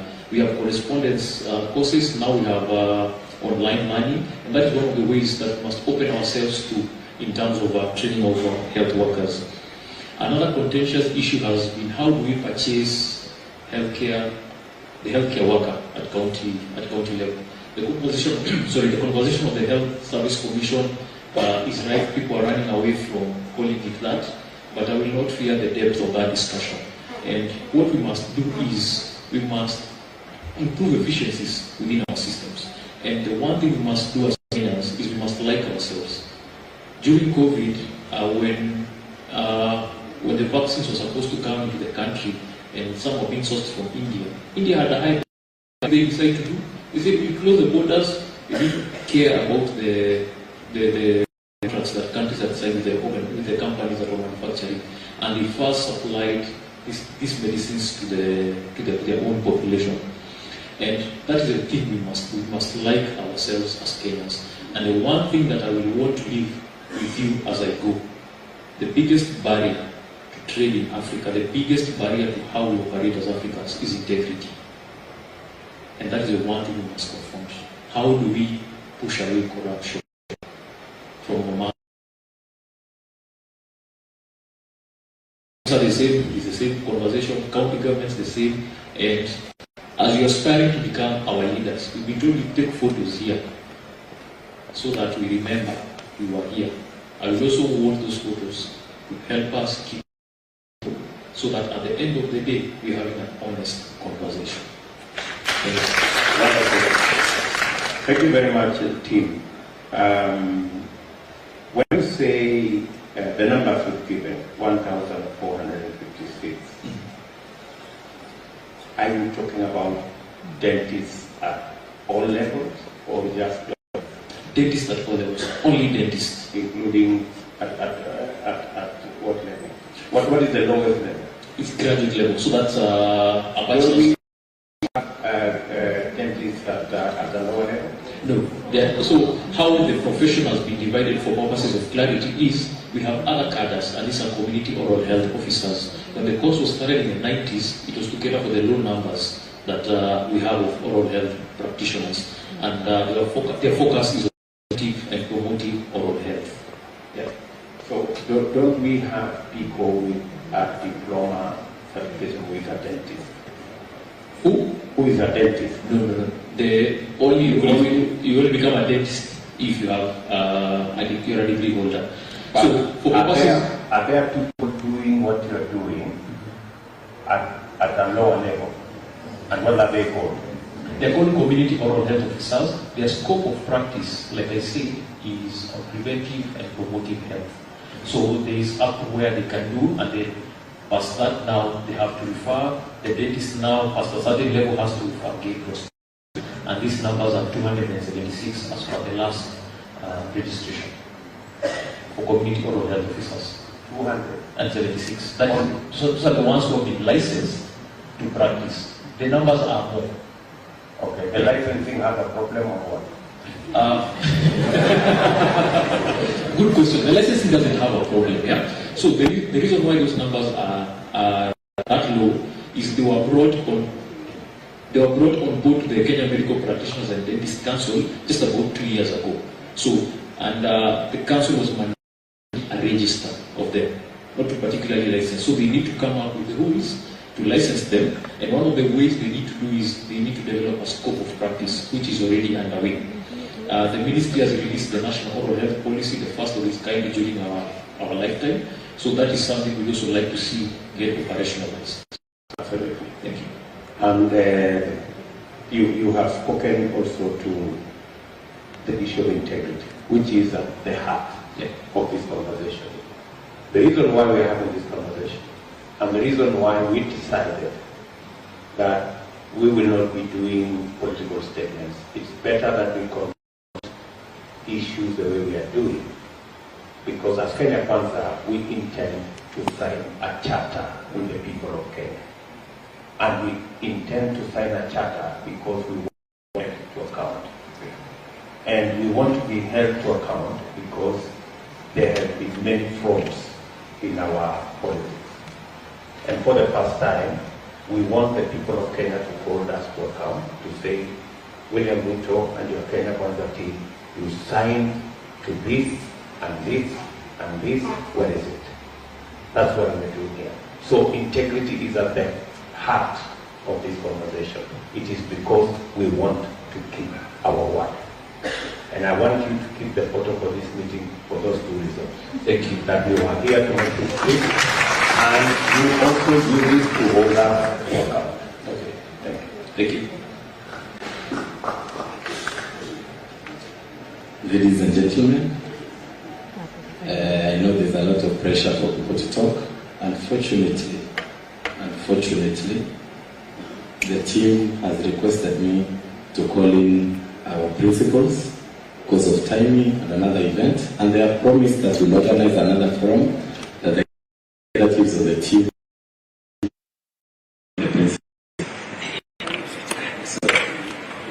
So at this point, I want to invite Honorable Duale to ambie vile utatupea pesa.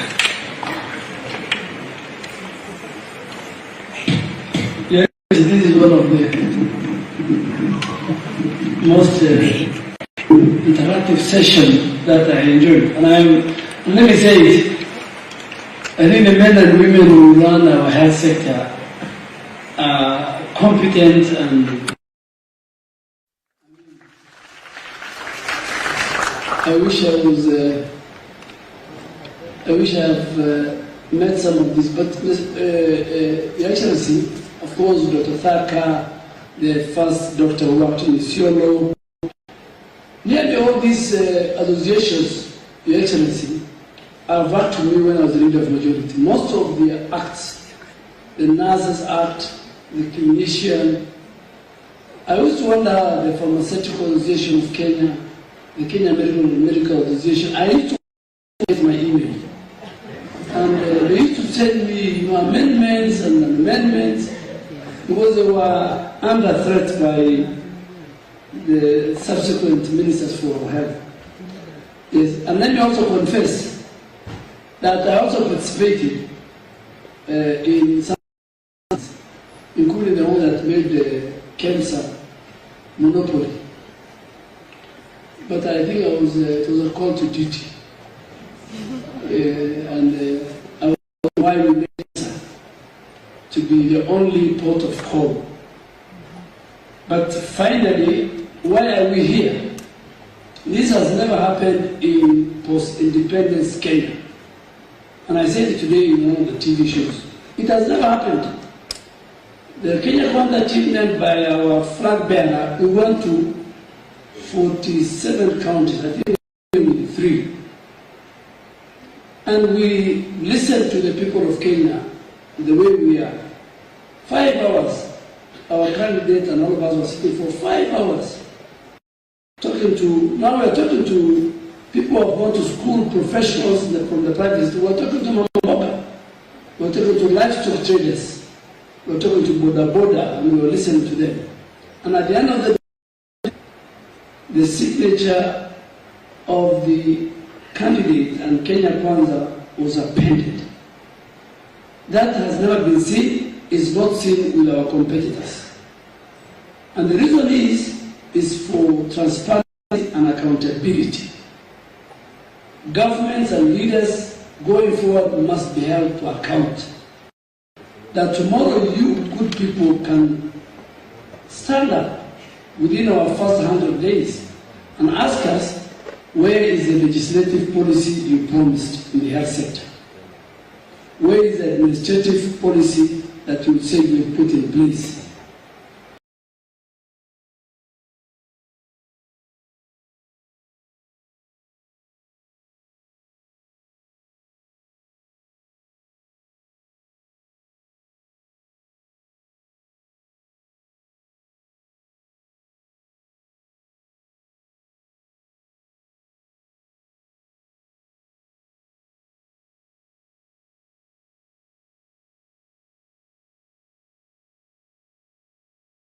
This afternoon, and I'm sure when we launch our manifesto, it will be public, unlike our competitors who until today we have not seen their coalition agreement. In law, they are supposed to deposit the coalition agreement with the registrar of political parties by 9th of April. Ours is there, it is public, but theirs is not there. So I hope when our coalition launches its manifesto on the 30th, please get a copy and see where what we have said will be captured in the health sector will be captured there. So let me now take this opportunity, the privilege to invite the leader of Ford Kenya and Senator for Bungoma, the Honorable Moses Masika Wetangula. Thank you very much.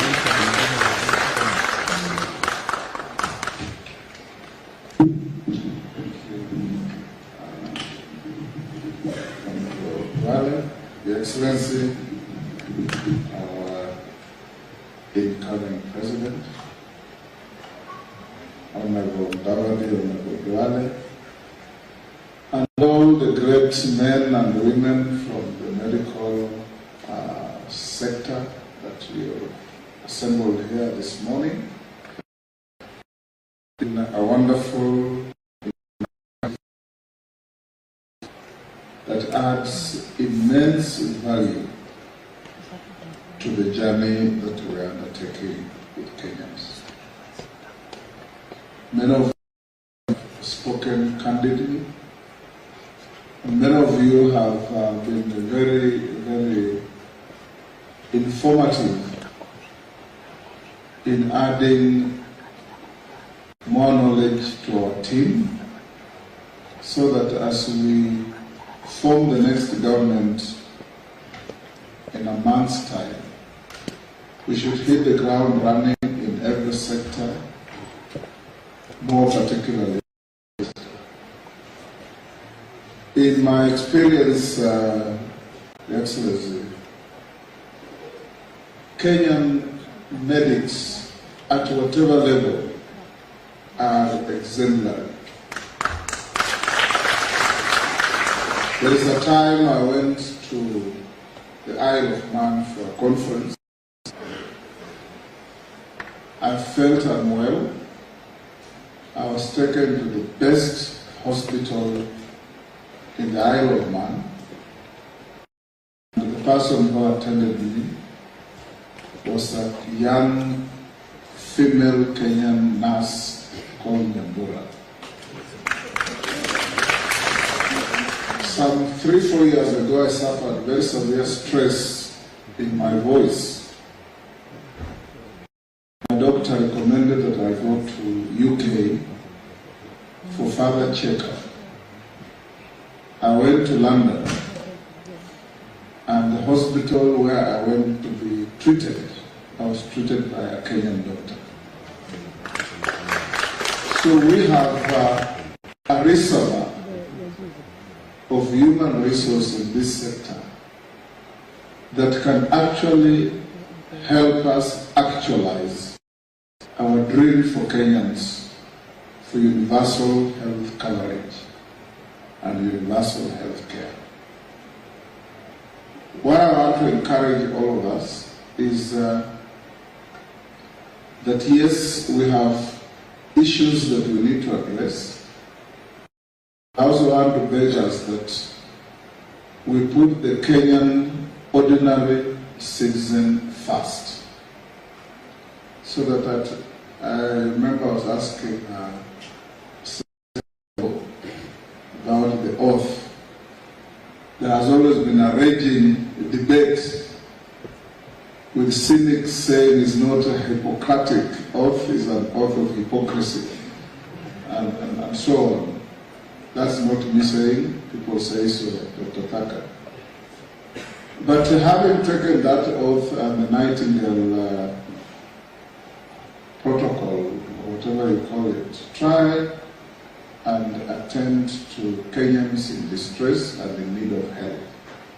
We are going to be a responsible government. The shouting matches we see between Panyako and his team and the government will be part of our history, so that we can be able to seamlessly work for Kenyans. So rest assured that all your concerns will be addressed within the context of the Constitution and the law, and where there is need for change to bring a better legal regime, we shall do so, to ensure that you give Kenyans the services they require and you get value for the work you do. It can't be any better than that. Let me end here by encouraging you that all the good things we have said here will not come to fruition if you don't help and support us to form the next government. So we may forget to ask you that with all your positions of influence and capacity and abilities, please go out there and help to propagate and market the bottom-up approach to our resolution of issues, and more importantly, that in William Samoei Ruto, you'll have a very, very good president. And now, to say a few words and invite our captain.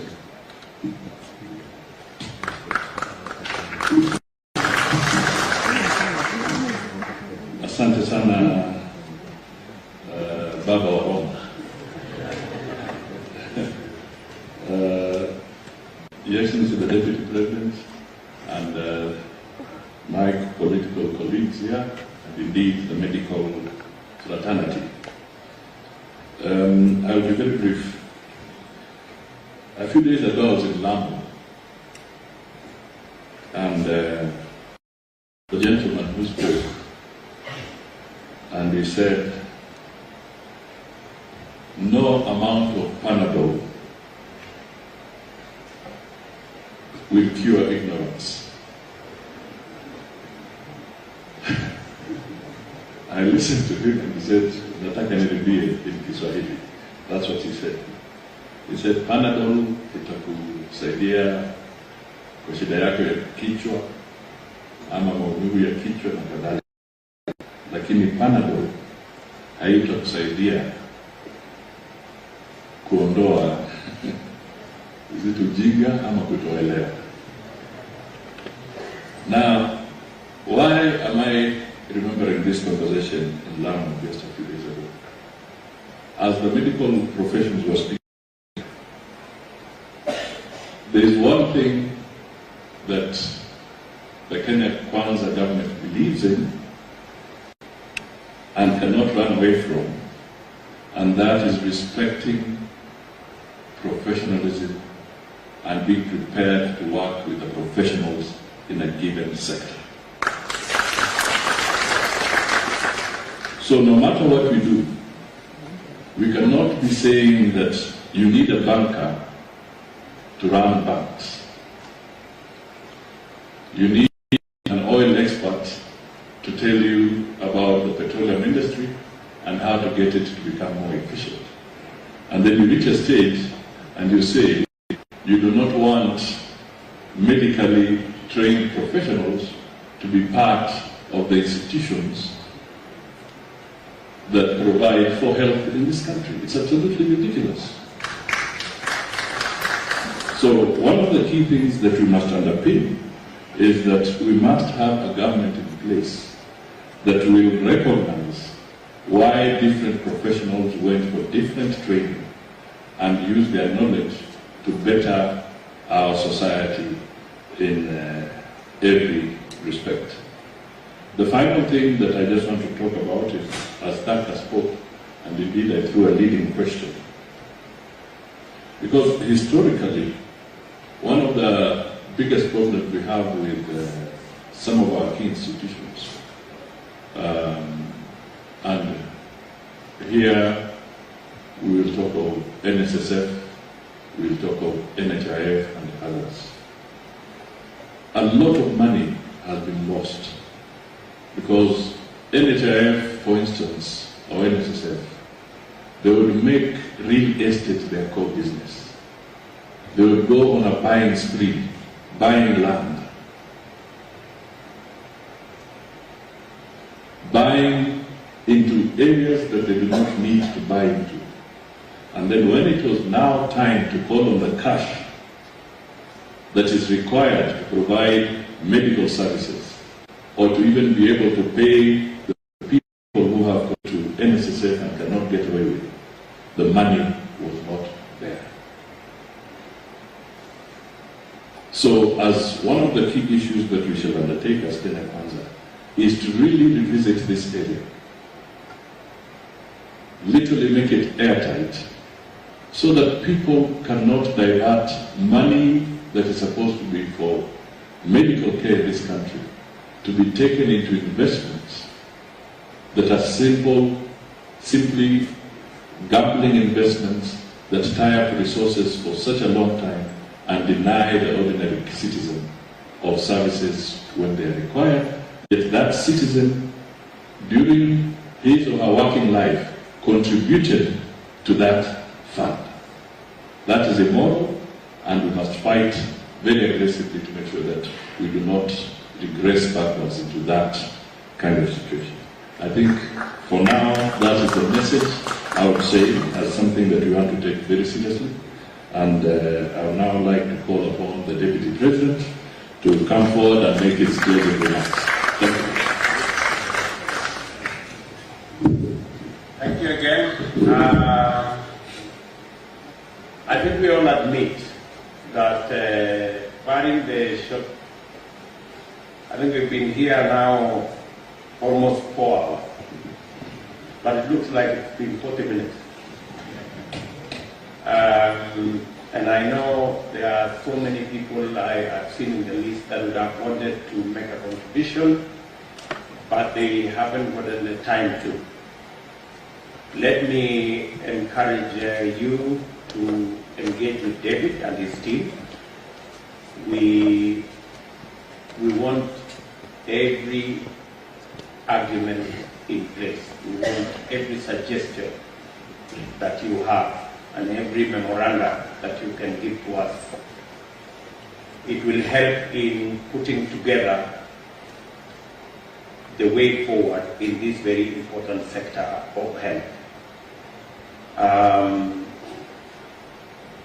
Let me just say 2 final things, because I think I am sufficiently educated now on many aspects.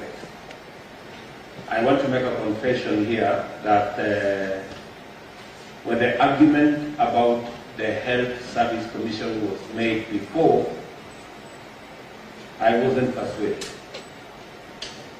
But having listened to the people who have spoken here this afternoon, I am halfway there. And maybe the commitment I would want us at Kenya Kwanza to make is that we will certainly put in place a mechanism to have a conversation about the Health Service Commission, especially on the very persuasive issue that you have made about building the capacity of health professionals in Kenya and making sure that there is continuous training, continuous access to scholarship, to training, without necessarily being constrained by, if you are employed in, I was just thinking as I sat down and listened, that if you are hired in Kakamega County, it should be possible for you to apply for a scholarship at a national body, whatever we call it, whether it is the Health Service Commission, that can give you a scholarship to go train, especially if that is what is required in one place or the other. And they should be able to have, there should be a body that can globally look at Kenya and say, what are the issues? What are the gaps? And how do we close those gaps? I do not think we should purely say it's a county function and it's up to them. So I see the point you're making. And it should be possible for a doctor in Machakos to apply for a scholarship. And when they apply for that scholarship, there must be a mechanism for them not to necessarily lose their jobs because they've gone for further training. In any case, that further training enriches that what they deliver to the public. So I fully agree. So, and the second issue is we've all agreed that we must take this to the bottom of the pyramid, to the base. And as part of Kenya Kwanza's intervention in making sure that the bottom of the pyramid works, we have made a commitment that we are going to work with counties to make sure that community health workers or community health volunteers have a stipend, and we are going to make sure that that stipend is co-shared between the county and the national government, on the basis of a shilling for a shilling.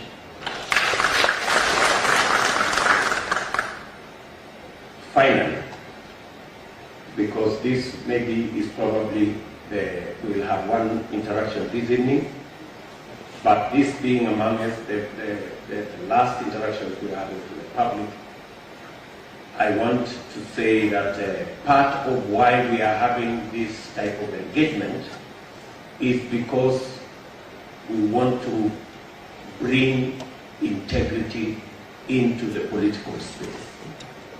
We want every word, every commitment to be accounted for finally. And that is why we want it in writing. That's why we are having this conversation.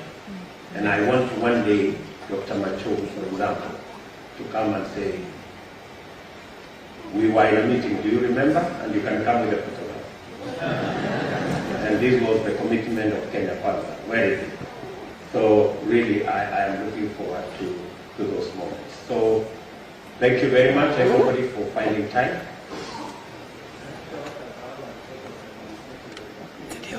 We have a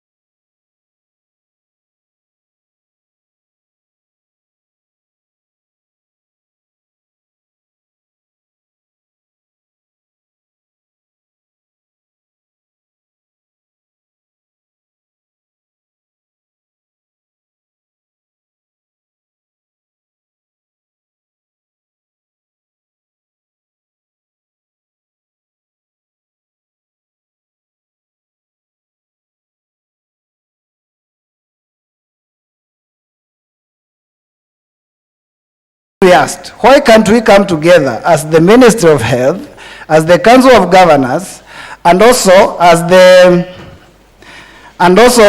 unions, and we sit together so that if it comes to the issue of the challenges we're having at the county level, be it the issue of inter-county transfers, be it the issue of the capacity, lack of capacity to be able to recruit enough and even to take others to school because they do not have enough.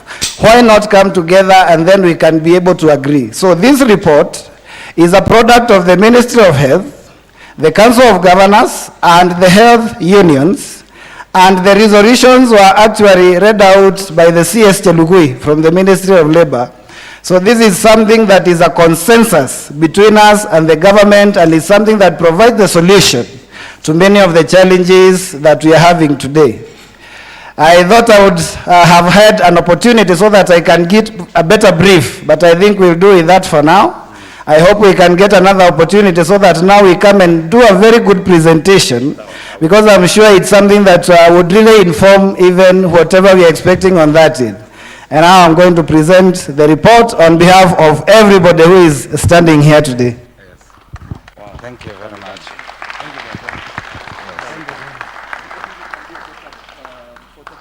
Yes. This team from here, wakuje nyuma and then okay. And then some of it. This was an initiative of the health.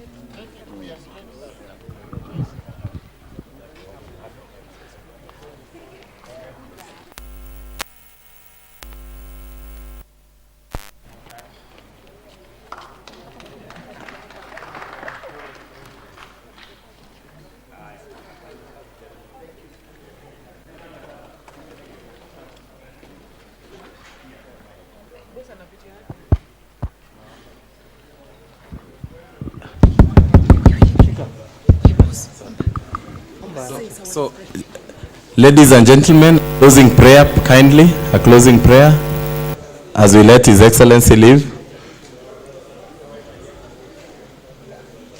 harakisheni salamu tuombe. My boss Panyako, we want to pray. Can we pray? In 3, 2, 1. Baba, katika jina la Yesu tuaje mbele zako, tukushukuru kwa siku njema ambayo umetupa.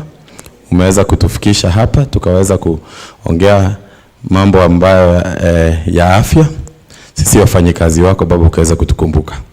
Viongozi wetu ambao walikuwa hapa akiongozwa na naibu wa rais His Excellency William Samoei Ruto na viongozi wengine wa Kenya Kwanza, Baba ukaweza kuwa nao, wabariki. Tunapotoka hapa utulinde, utuchunge na ukatuweze tukaendelea kuwa na mjadala mwema wa afya. Naomba hayo katika jina la Yesu, naamini. Amen. Thank you. Hii maisha ni gumu bwana. Hii maisha inatupeleka mbio. Ndio tunategemea hapa. Chakula toka hapa. Watoto wote wanakula juu ya hii kazi. Sasa na kanjo ndio hiyo. Naangalia huku na huku juu ya kanjo. Nikikushika unatoa datani. Usipotoa datani napeleka ndani au mbebe vitu zako. Hii maisha ni gumu bwana. Inatupeleka mbio. Tunamwambia. Shika hata kataka. Chini hata chini watu na wainua Mungu. Sifa na utukufu ni zako milele. Tukusifu asifu jina lako.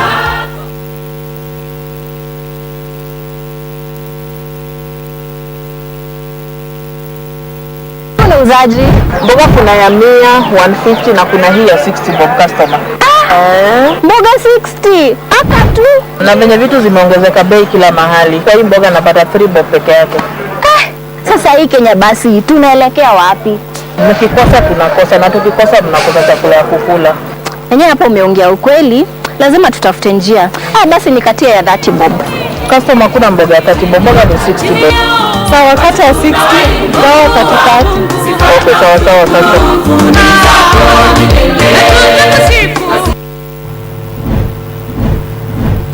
Maisha imekuwa ngumu. Kwanza right now rent is more important than food. You're receiving cheaper going hungry twice a day. I did downgrade from my 40,000 shillings apartment to this 25,000 rental. Na bado I'm still struggling. I have a young family. They are waiting for me at home. Yani hii nyumba siwezi ingia. It's very tough. I can't even mortgage a house. This economy inafanya most. This conversation we are having here, ladies and gentlemen, we are not having a conversation about politics. We are having a conversation about life. We are having a conversation about our loved ones, people we cherish and people we love. And therefore, when we decided that we are going to have a different format of engaging in the politics that go into the 2022 election, and we figured out that rather than sit in some boardroom and draft a manifesto, we better go to every county and listen to the issues that are important to the people of Kenya. And let me give you a personal experience.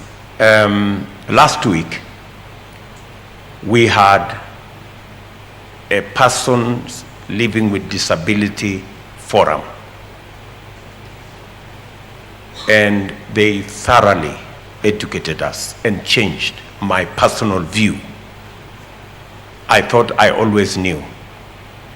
In fact, we had put in our proposal that we are going to increase the number of special schools to take care of the children that live with disability.